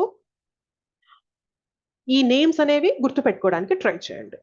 okay, so first chapter పేరు మనకి ఫస్ట్ చాప్టర్ పేరు ఏంటంటే observing the armies on the battlefield of Kurukshetra. అంటే మనకి తెలుగులో ఏంటి అంటే అర్జున విషాద యోగం. ఓకే, అర్జునుడు విషాదం పడుతూ ఉన్నారు, బాధపడుతూ ఉన్నారు. సో అయితే ఆ బాధని భగవంతునితో కనెక్ట్ చేశారు కాబట్టి యోగం అని చెప్తున్నాం. యోగా అంటే ఎప్పుడైనా గుర్తుపెట్టుకోండి, the process that makes us connect to God. ఏదైతే మనం భగవంతునితో కనెక్ట్ చేస్తుందో దాన్ని యోగా అంటారనమాట. సో అర్జునుడు విషాదానికి గురైనప్పుడు భగవంతునితో కనెక్ట్ అయ్యి మాట్లాడిన సంభాషణే ఈ ఫస్ట్ చాప్టర్ అనమాట. అందుకే దీని పేరు అర్జున విషాద యోగా. ఓకే, ఇది గుర్తుపెట్టుకోవడానికి మనకున్న సంక్షిప్త నామం ఏంటి అంటే డౌట్, DOUBT. ఓకే, డి అంటే ఏంటి అంటే ధృతరాష్ట్రుడు, దుర్యోధనుడు. ఓకే, ఓ అంటే ఆమినస్ రిజల్ట్స్ అంటే శకునములు. ఇది మనకి 13 నుంచి 20 శ్లోకాల వరకు డిస్కస్ చేస్తారు. యు అంటే అన్సర్టనిటీ, అనిశ్చితము. 21 నుండి 27 శ్లోకాస్ వరకు దీని గురించి చెప్తారు. బి అంటే బివిల్డర్మెంట్, దిగ్భ్రమము. 28 నుండి 30 శ్లోకాస్. టీ అంటే టర్నింగ్ పాయింట్, మలుపు. 31 నుంచి 42. సో మీకు ఇది గుర్తుందనుకోండి, DOUBT, ఓవరాల్ గా ఫస్ట్ చాప్టర్ లో అసలు ఏం జరిగింది అనేది ఈజీగా గుర్తుంటుంది. Dhritarashtra, Duryodhana, ominous results, uncertainty, దిగ్భ్రమము, బివిల్డర్మెంట్ అండ్ టర్నింగ్ పాయింట్, మలుపు. ఓకే, స్టార్ట్ చేసే ముందు I just want to ask you one question.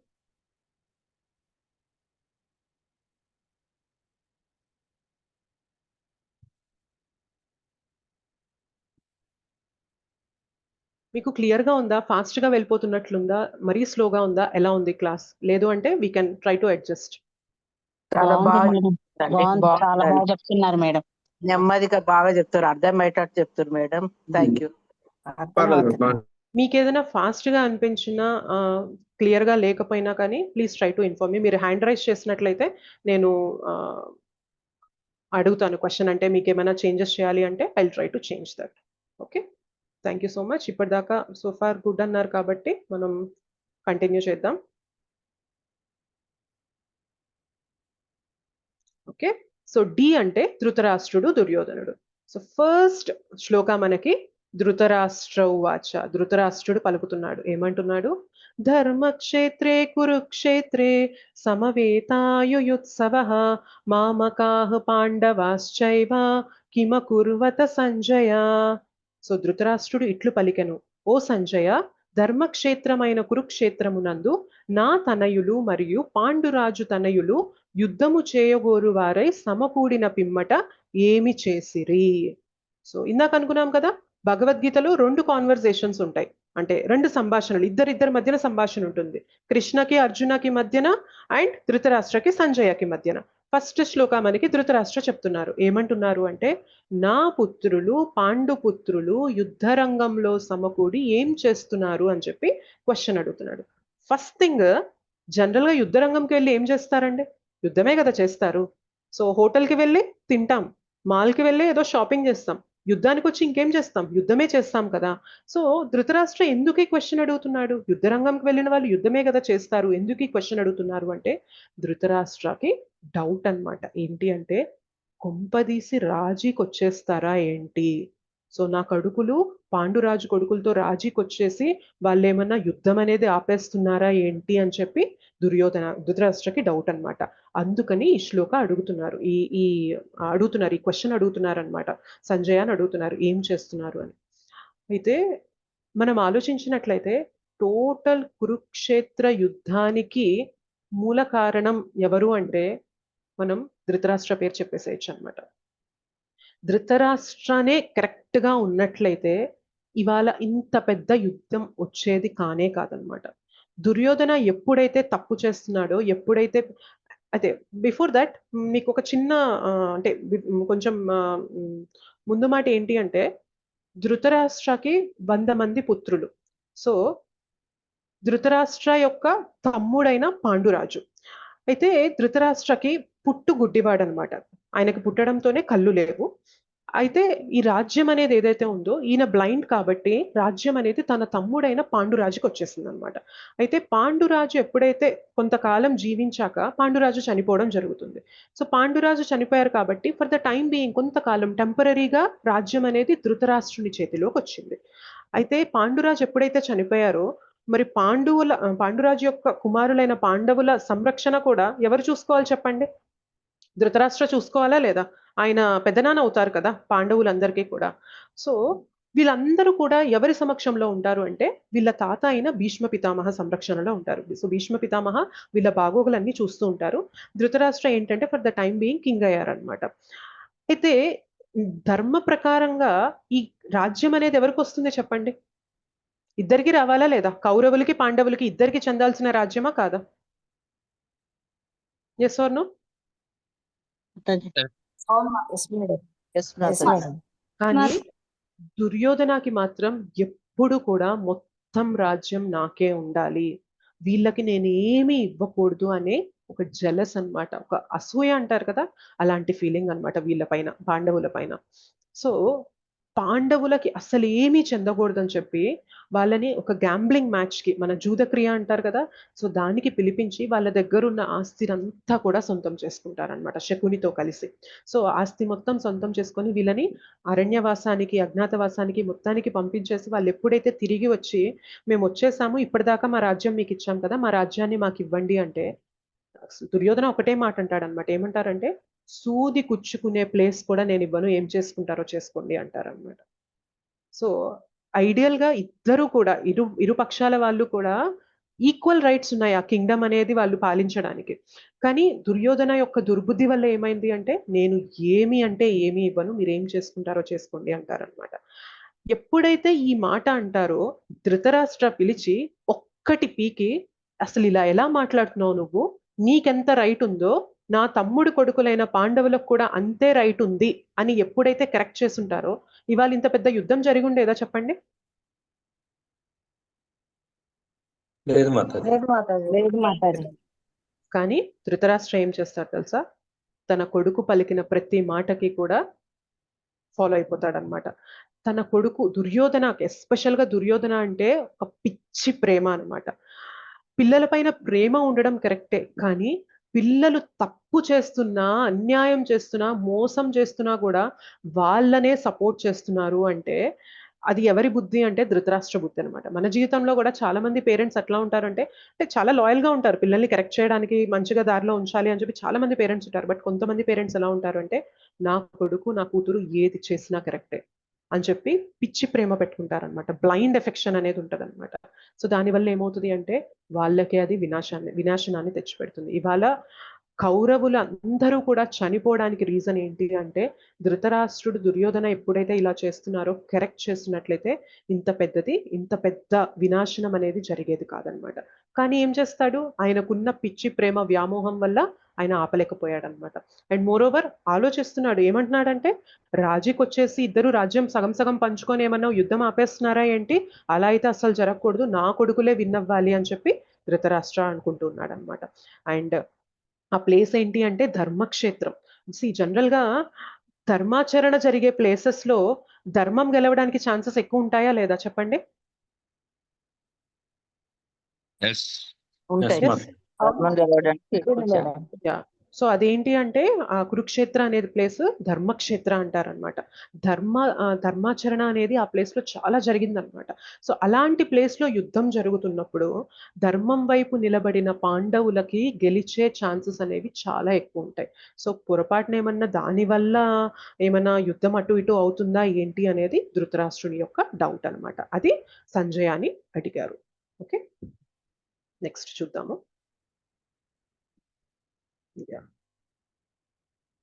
So ధృతరాష్ట్రుని మనోస్థితి, దుర్యోధనుని మనోస్థితి కూడా చూసాం. దుర్యోధనుని మనోస్థితి చూడాలి అంటే మనం ఏం చేయొచ్చు అంటే చెప్తాను. సో ధృతరాష్ట్రుని మనోస్థితి ఎలా ఉంది అంటే సంశయాత్మకం, డౌట్ఫుల్. కుంపదీసి వాళ్ళు రాజీకి ఏమన్నా వచ్చేసి సగం సగం పనిచేసుకొని యుద్ధం అనేది ఆగిపోతుందా అనే డౌట్ ఒకటి వ్యక్తపరుస్తారనమాట.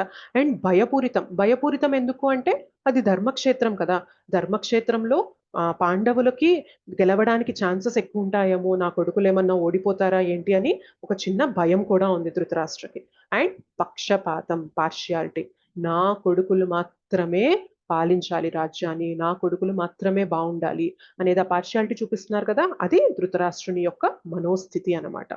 ఓకే, అండ్ ఇందాక అనుకున్నట్లు అది ధర్మక్షేత్రం కాబట్టి ఆ యుద్ధం పైన ఆ పుణ్యతీర్థం యొక్క ప్రభావం ఉంటుందా అని చెప్పి చెప్తున్నారు. సో కురుక్షేత్రం ఒక పుణ్యతీర్థ స్థానం. పుణ్యతీర్థ ప్రభావం అనేది రాజీకి ఏమన్నా దారితీస్తుందా, ఆ ధర్మం వల్ల అంటే స్థల స్వభావం ఏంటి అంటే ధర్మబద్ధమైనది అనమాట ఆ స్థలం. సో దానివల్ల ఏమన్నా కాంప్రమైజ్కి వస్తున్నారా ఏంటి అని ధృతరాష్ట్ర ఎక్స్ప్రెస్ చేసిన క్వశ్చన్స్ అన్నమాట. అండ్ ఇంకొకటి ఏంటి అంటే తన పుత్రుల పైన పక్షపాతి కలిగిన వాడు, తన పుత్రులు మాత్రమే కౌరవులు, పాండవులు కారు, నేను నాది అనే మనస్తత్వం. ఇది మనం ధృతరాష్ట్ర యొక్క మనోస్థితిలో చూడొచ్చు అనమాట. ఐడియల్ గా ఏమంటారు అంటే మొత్తం 100 మంది ప్లస్ 5 ఈ 105 మందిని కలిపి కూడా కౌరవులనే పిలవాలి. వాళ్ళది కురువంశం. సో అందరూ కూడా అదే వంశానికి చెందిన వాళ్ళు కాబట్టి 105 మంది కౌరవులే అవ్వాలి. కానీ ధృతరాష్ట్రుని యొక్క వేరు చేసి చూసే బుద్ధి వల్ల ఏమైంది, ఈ 100 మందిని మాత్రమే కౌరవులు అంటున్నారు, మిగిలిన వారిని పాండురాజు కుమారులు, నా కొడుకులు కాదు వాళ్ళు. ఐడియల్ గా పాండురాజు లేకపోతే ఏమవుతారు, వాళ్ళు కూడా నా కొడుకులే అని చెప్పి ట్రీట్ చేయాలి. అండ్ మోరోవర్ ఆయన ఎలాంటి స్థితిలో ఉన్నారు, రాజు స్థితిలో, రాజు స్థానంలో కూర్చొని తన ఫ్యామిలీ మెంబర్స్ నే ఆయన ఇలా విభజన చేసి చూస్తున్నారు అంటే వాళ్ళ యొక్క మనోస్థితి ఎలా ఉంది అనేది మనం అర్థం చేసుకోవచ్చు అనమాట. సో ఐడియల్ గా మొత్తం కౌరవులే, కానీ ఈయన యొక్క వేరు చేసి చూసే బుద్ధి వల్ల వీళ్ళని మాత్రమే కౌరవులు, వీళ్ళని పాండవులు అని చెప్పి పిలుస్తున్నారు అనమాట. ఓకే,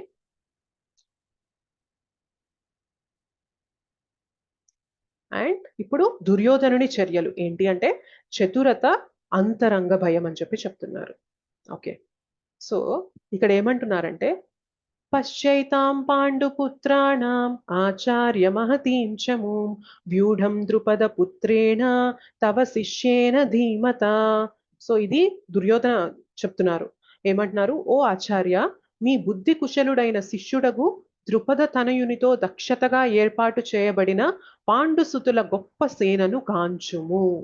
సో దుర్యోధన వాళ్ళ టీచర్ ఎవరైతే ఈ యుద్ధ విద్యలు చెప్తారో వాళ్ళ టీచర్ దగ్గరికి వెళ్ళి మాట్లాడుతున్నారు. ఎవరు వాళ్ళ టీచర్, ఐడియా ఉంది ఎవరికైనా? యుద్ధ విద్యలు నేర్పించింది ఎవరు? ద్రోణాచార్య. కరెక్ట్. సో ద్రోణాచార్యుని దగ్గరికి వెళ్ళి ద్రోణాచార్యుని దగ్గరికి వెళ్ళి మాట్లాడుతున్నారు. ఏమంటున్నారంటే, చూడండి మీ శిష్యుడైన ఆ, దృష్టద్యుమ్నుడు అరేంజ్ చేశారు పాండవుల వైపు అని చెప్పి చెప్తున్నారు. దీని వెనక ఒక చిన్న కథ ఉంది. ఏంటి అంటే, ద్రోణాచార్యుడు ద్రుపదుడు చిన్నప్పుడు ఫ్రెండ్స్ అన్నమాట.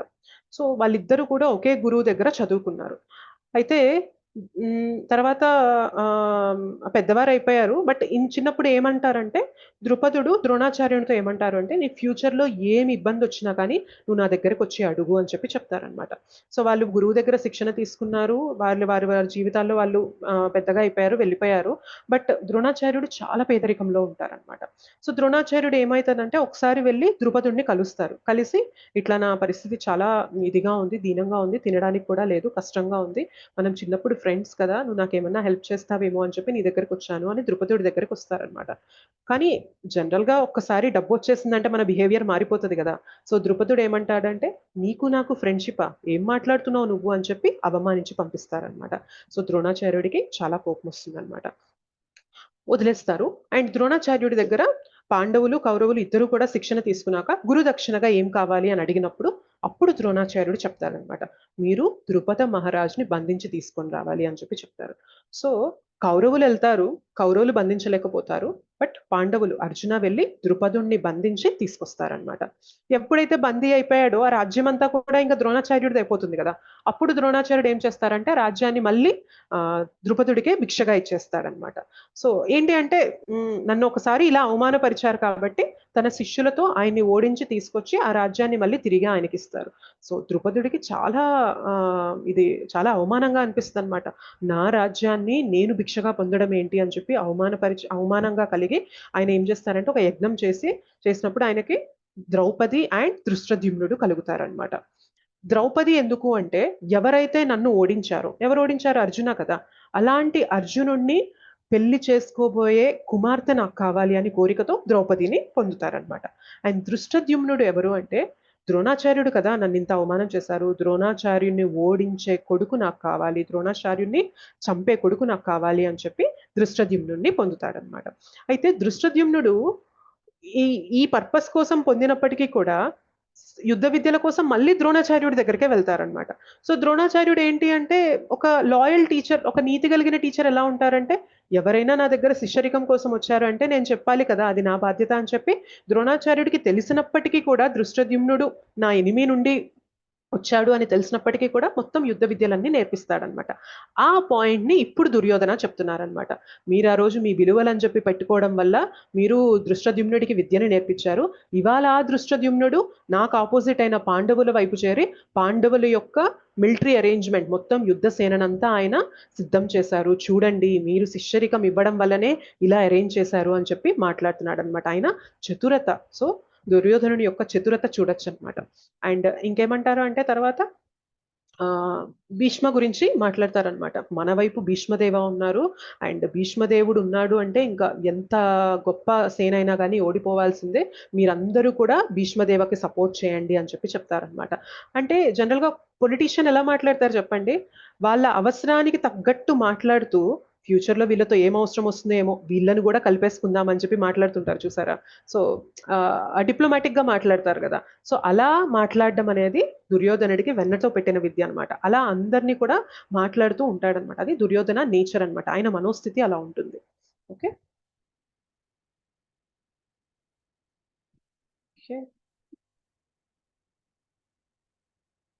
చతురత గురించి ఇప్పుడు మాట్లాడుకున్నాం కదా. దుర్యోధనుడు రాజుగా సంబోధింపబడెను, సేనాపతి వద్దకు వెళ్ళాడు. సో ద్రోణాచార్యుని దగ్గరికి వెళ్ళి మాట్లాడారు. ప్రతి ఒక్కరు కూడా భీష్మునికి మద్దతు ఇవ్వాల్సిందిగా అడుగుతాడనమాట. సో భీష్మదేవ గురించి గొప్పగా చెప్పడంతో పాటు మిగిలిన వాళ్ళందరూ కూడా ఎక్కడ నన్ను తక్కువ చేశారా అని చెప్పి వాళ్ళు ఫీల్ అవ్వకూడదని, మీరందరూ కూడా భీష్మదేవకి ప్రొటెక్షన్ ఇవ్వాలి. సో భీష్మదేవ పెద్దవారు అయ్యారు కదా, మీరందరూ కూడా అన్ని దిక్కుల నుండి భీష్మదేవకి ప్రొటెక్షన్ ఇవ్వాలి అని చెప్పి చెప్తారనమాట. సో అందరినీ ఎక్కడ ఏం అవసరం వస్తుందో అని చెప్పి అందరు ఎవరు కూడా హర్ట్ కాకుండా డిప్లొమాటిక్ గా మాట్లాడడం అనేది దుర్యోధనకి బాగా తెలుసు అనమాట. అండ్ అంతరంగ భయం, ఒక భయం ఉంది. ఏంటి అంటే, ద్రోణుని తప్పుని ఎత్తి చూపాను. ద్రోణుని తప్పు చెప్పారు కదా, ఏంటి అంటే ఇట్లా మీరు శిక్షణ ఇవ్వడం వల్లనే ఇలా జరిగింది అని చెప్పి చెప్పారు. సో అది చెప్పడం వల్ల ఒక చిన్న భయం కలిగింది. అండ్ అప్పుడు ఏం చేస్తారంటే, ఇరు పక్షాల యొక్క యోధుల పేర్లను చెప్తారనమాట దుర్యోధన. సో పాండవుల వైపు ఎవరెవరు ఉన్నారు అని అందరి గురించే చెప్తారు. అండ్ కౌరవుల వైపు ఎవరెవరు ఉన్నారు అనేది కూడా చెప్తారనమాట. అండ్ భీముని పైన ఈర్ష్య అనమాట. సో భీముడు అంటే ఎక్కడ లేని ఈర్ష్య దుర్యోధనుడికి. ఎందుకంటే దుర్యోధనకు తెలుసు అనమాట, నేనంటూ చావాల్సి వచ్చింది అంటే అది ఖచ్చితంగా భీముడి చేతిలోనే చేస్తాను. సో జనరల్ గా మనకి అలా ఎదురెదురుగా నిలబడాల్సిన వ్యక్తి పైన ఆ ఈర్ష్య అనేది ఉంటుంది కదా. సో అలా భీముడి పైన ఫుల్ గా ఇక్కడి దాకా పీకల దాకా ఈర్ష్య ఉంటుంది. అండ్ భీష్మునికి మద్దతు అనేది పలుకుతున్నారు అనమాట. ఇంకొక పాయింట్ ఏంటి అంటే, ఇక్కడ దుర్యోధన నేచర్ ఇంకొకటి ఏం చెప్పొచ్చు అంటే, అక్కడ యుద్ధంలో నిలబడిన యోధులందరి పేర్లు చెప్తారు కానీ ఒక్కరి పేరు మాత్రం తీసుకోరన్నమాట. ఎవరి పేరు తీసుకోరో గెస్ట్ చేయగలరు ఎవరైనా? విష్ణుని. కరెక్ట్. సో కృష్ణ పేరు మాత్రం తీసుకోరన్నమాట. సో దుర్యోధన మైండ్ సెట్ ఏంటి అంటే, యుద్ధం చేయని వాడు, అస్త్రశస్త్రాలు పట్టని వాడి గురించి మనం ఎందుకు మాట్లాడుకోవాలి ఇప్పుడు? కృష్ణ ఏమైనా యుద్ధం చేస్తానని చెప్పాడా? అస్త్రం పట్టుకుంటానన్నాడా? శస్త్రం పట్టుకుంటానన్నాడా? ఏమీ చేయని ఆయన గురించి మనం ఎందుకు మాట్లాడాలి అని చెప్పి దుర్యోధన నేచర్ అలా అనమాట. ఎవరైతే యుద్ధంలో పార్టిసిపేట్ చేస్తారో వాళ్ళ గురించి మాట్లాడాలి. కళ్ళ ముందే సాక్షాత్తు భగవంతుడు కనిపిస్తున్నప్పటికీ కూడా భగవంతుని పేరు అనేది తీసుకోలేకపోయాడు అనమాట. సో అలా కొందరి నేచర్ అలా ఉంటుందన్నమాట.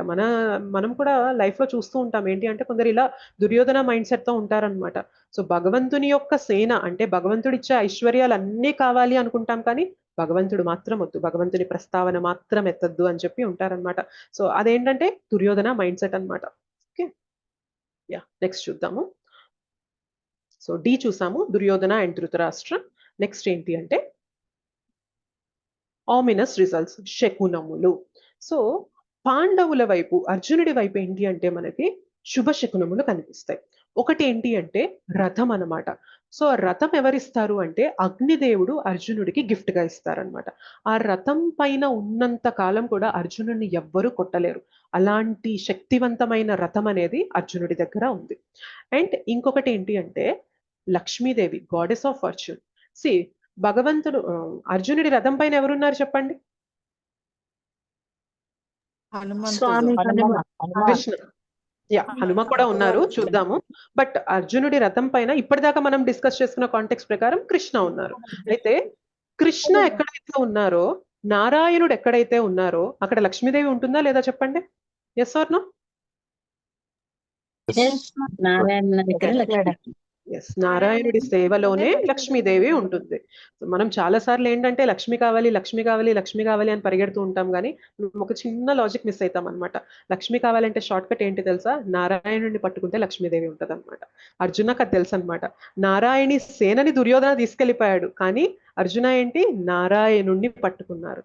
సేన లేకపోయి ఉండొచ్చు, కానీ నారాయణుడు ఎక్కడైతే ఉన్నారో అక్కడ లక్ష్మీదేవి ఉంటుంది. లక్ష్మి అంటే కేవలం ఐశ్వర్యం మాత్రమే కాదు, అదృష్టం కూడా లక్ష్మీదేవినే చెప్తాం. అదృష్ట దేవత అంటాం కదా. So goddess of fortune. So భగవంతుడు ఎక్కడైతే ఉన్నారో అక్కడ లక్ష్మీదేవి ఉంటుంది. లక్ష్మీదేవి ఉందంటే అక్కడ అదృష్టం, భాగ్యం, సౌభాగ్యం ఉంటుంది అనమాట. ఆస్పీషియస్నెస్ ఉంటుంది. సో అది అర్జునుడితో ఉన్నదన్నమాట, శుభశకునం. అండ్ ఇంకొకటి ఏంటి అంటే ఇందాక అనుకున్నాం కదా ధర్మక్షేత్రం, ఆ ప్లేస్ యొక్క ప్రామినెన్స్. వీళ్ళు ధర్మం వైపు ఉన్నారు కాబట్టి ఆ ధర్మక్షేత్రం అనేది పాండవాస్కి, అర్జునకి చాలా తోడ్పడుతుంది. అండ్ ఇంకేంటి అంటే అర్జునుడి రథం పైన హనుమ ఉంటారనమాట, ఫ్లాగ్ ఉంటుందన్నమాట. ఓకే, సి రామ రావణ సంహారంలో ఎవరు మెయిన్ గా నడిపించింది చెప్పండి? రావణ సంహారంలో రాముడికి తోడుగా ఉండి నడిపించింది ఎవరు చెప్పండి? హనుమంతుల వారు ఉన్నారు కాబట్టి, అంటే ఇప్పుడు మనం ఎలా తీసుకోవచ్చు, హనుమంతుల వారు ఉన్న చోట విజయం ఉంటుంది అని చెప్పి మనం అనుకోవచ్చు కదా. సో ఎప్పుడైతే రాముని తోడుగా హనుమంతుడు ఉన్నాడో రావణుని ఓడించి సీతమ్మని తెచ్చేసుకున్నారు. మరి ఇక్కడ కూడా రాముని తోడుగా హనుమంతుడు ఉన్నారు. రాముడు ఎవరిక్కడ చెప్పండి? కృష్ణుడు మాతాజీ. సో కృష్ణ రామ ఇద్దరు ఒకటే కదా. సో ఆ రథం పైన కృష్ణనే రథసారథిగా ఉన్నప్పుడు ఆ రథం పైన జెండా పైన కపిరాజు ఉన్నారనమాట, హనుమ ఉన్నారు.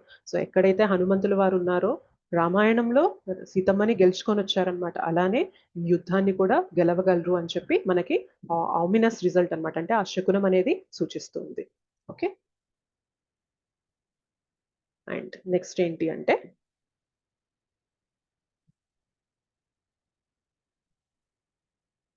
నెక్స్ట్ మనకి 19th శ్లోకాలో ఏమంటారంటే సఘోషోధార్త్ర రాష్ట్రానాం హృదయాని వ్యధారయత్ నభశ్చ పృథివీం చైవ తుములోభ్యనునాదయన్.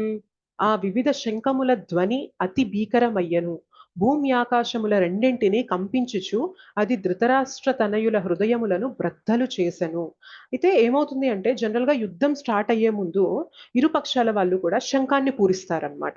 సో ఫస్ట్ దుర్యోధన వైపు భీష్మదేవ శంఖాన్ని పూరిస్తారు. శంఖాన్ని పూరించినప్పుడు పాండవులకి ఏమీ కలగదనమాట, ఏమీ భయం అనేది కలగదు. కానీ ఎప్పుడైతే కృష్ణ, అర్జున, యుధిష్ఠిర, భీమ, నకుల, సహదేవ వీళ్ళందరూ కూడా వాళ్ళ శంఖాలు పూరిస్తారో కౌరవాస్కి హార్ట్ బ్రేక్ అయిపోతుంది అనమాట. వాళ్ళ హృదయాలు అనేవి కంపిస్తాయి. అయితే ఎందుకు ఇలా జరుగుతుంది అంటే జనరల్ గా ధర్మం వైపు ఉన్నామనుకోండి మనకి మనస్సులో ఒక ధైర్యం అనేది ఉంటది. అధర్మం వైపు ఉన్నవాడికి ప్రతి క్షణం భయంగానే ఉంటది అనమాట. మనకి కౌరవాస్ అందరూ కూడా అధర్మం వైపు ఉన్నారు కాబట్టి ఈ సౌండ్ అంత గొప్ప గర్జన వినగానే వాళ్ళ హృదయాలు అనేవి ముక్కలైపోయినాయి, బ్రద్దలైపోయినాయి అని చెప్పి ఈ శ్లోక చెప్తుంది అనమాట.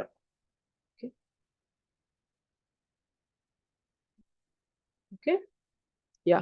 హృదయములు బ్రద్దలయ్యను, పాండవులు హృదయములు బ్రద్దలవ్వలేదు. ఎందుకంటే కృష్ణుని పైన ఆ నమ్మకం అన్నమాట.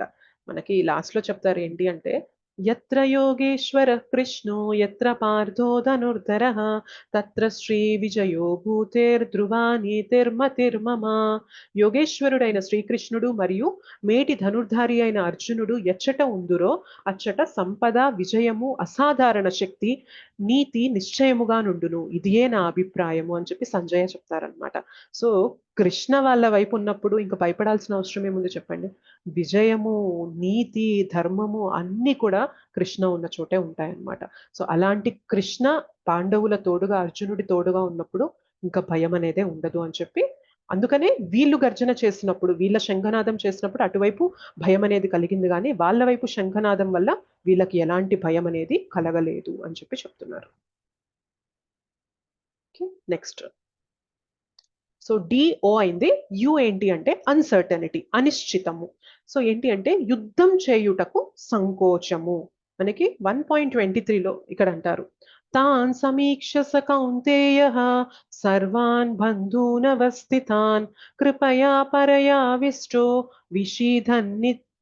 విషీదన్నిధమబ్రవీత్. సర్వవిధ బంధువులను మరియు స్నేహితులను గాంచినంతట కుంతి తనయుడైన అర్జునుడు కరుణను గూడిన వాడై ఈ విధముగా పలికెను. Okay fine.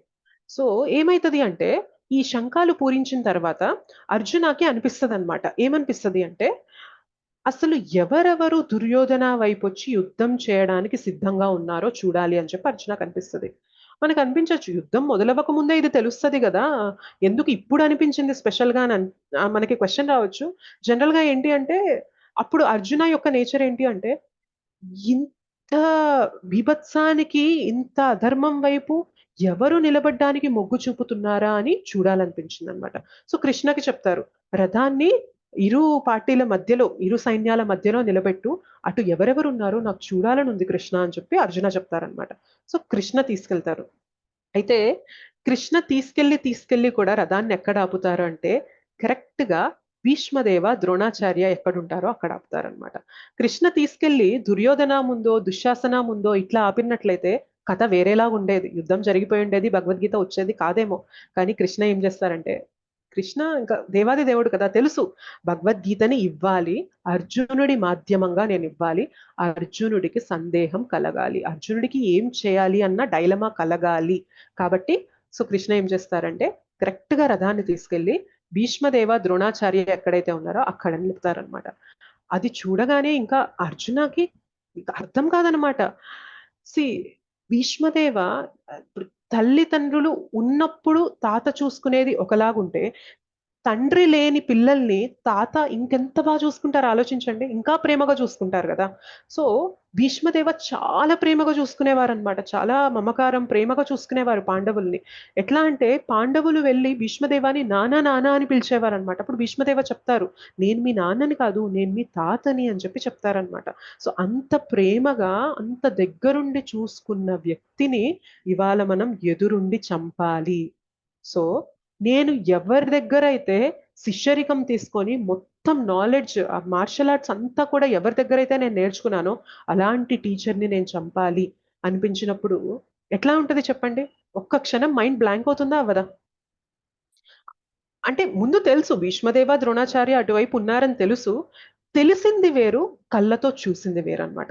సో కళ్ళతో చూసినప్పుడు ఒక్కసారిగా ఆయనకి ఇంకా అన్సర్టనిటీ, అనిశ్చితం వచ్చేసింది అనమాట. అసలు ఏం చేస్తున్నాను నేను అని చెప్పి క్వశ్చన్ వచ్చేస్తుంది అనమాట. సో నెక్స్ట్ ఏమైతుంది అంటే అర్జునలో కొన్ని సిమ్టమ్స్ అనేవి చూస్తారు. ఏంటి అంటే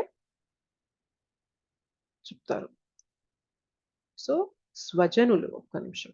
సో స్వజనులు నా వాళ్ళు వీళ్ళంతా, వీళ్ళని చంపడం ఏంటి అని ఒక దిగ్భ్రమము, బివిల్డర్మెంట్, కన్ఫ్యూజ్ అయిపోతాడనమాట. నా వాళ్ళని చంపడం ఏంటి, అసలు ఏంటి అని చెప్పి ఈ శ్లోకాలో ఉంటుంది. అర్జునుడు పలికెను, ఓ కృష్ణ, యుద్ధోత్సాహమున నా ఎదుట నిలిచి ఉన్న మిత్రులను మరియు బంధువులను గాంచి నా శరీర అవయవములు కంపించుచున్నవి, నోరు ఎండిపోవచున్నది. సో నా వాళ్ళందరినీ ఇలా ఎదురుగా నాతో యుద్ధం చేయడానికి వచ్చిన వీళ్ళందరినీ చూసినప్పుడు నా వల్ల కావట్లేదు కృష్ణ. సో ఏమవుతుంది అంటున్నారు, అవయవాలు కంపిస్తున్నాయి, నా లిమ్స్ అన్ని కూడా ఇట్లా వణికిపోతున్నాయి, నోరు ఎండిపోతుంది, దేహం మొత్తం వణికిపోతుంది, సో వెంట్రుకలన్నీ రోమాంచితం అవుతున్నాయి, సో చేతు నుండి గాంధీవం అనేది జారిపోతుంది, చర్మం అనేది మండిపోతుంది, కాళ్ళు నిలబడలేకపోతున్నాయి, షేక్ అయిపోతున్నాయి, అండ్ మనసు అనేది మర్చిపోవచ్చున్నది. సో ఇన్ని సిమ్టమ్స్ వస్తున్నాయి అనమాట. సో అంత మలుపు అనమాట. అంటే యుద్ధం చేయడానికి వచ్చి కంప్లీట్ గా ఈ సిమ్టమ్స్ చూపిస్తున్నారు అర్జున మనకి. ఇంకా అర్జున మనసులో ఈ క్వశ్చన్స్ వస్తున్నాయి అనమాట. ఏంటి అంటే అర్జునుడు యుద్ధం చేయకుండా ఉండడానికి చెప్పిన 5 కారణాలు. అర్జున 5 కారణాలు చెప్తున్నారనమాట. ఏంటి అంటే కరుణ. సో రణరంగంలో మొత్తం ఆ సైన్యాన్ని పరిశీలించిన తర్వాత అర్జునుడికి కరుణ వస్తుందన్నమాట. ఏంటి అంటే కంపాషన్. నా వాళ్ళని నేను చంపడం ఏంటి, నా తాతయ్య, నా తండ్రి, నా కొడుకుల వరుసలో ఉండేవాళ్ళు, నా సోదరుల వరుసలో ఉండేవాళ్ళు, నా మనుమల వరుసలో ఉండేవాళ్ళు, నా తండ్రి వరుసలో ఉండేవాళ్ళు, వీళ్ళందరినీ నేను చంపడం ఏంటి, నా వాళ్ళని చంపడం ఏంటి అని చెప్పి కరుణ వస్తుంది ఆయనకి.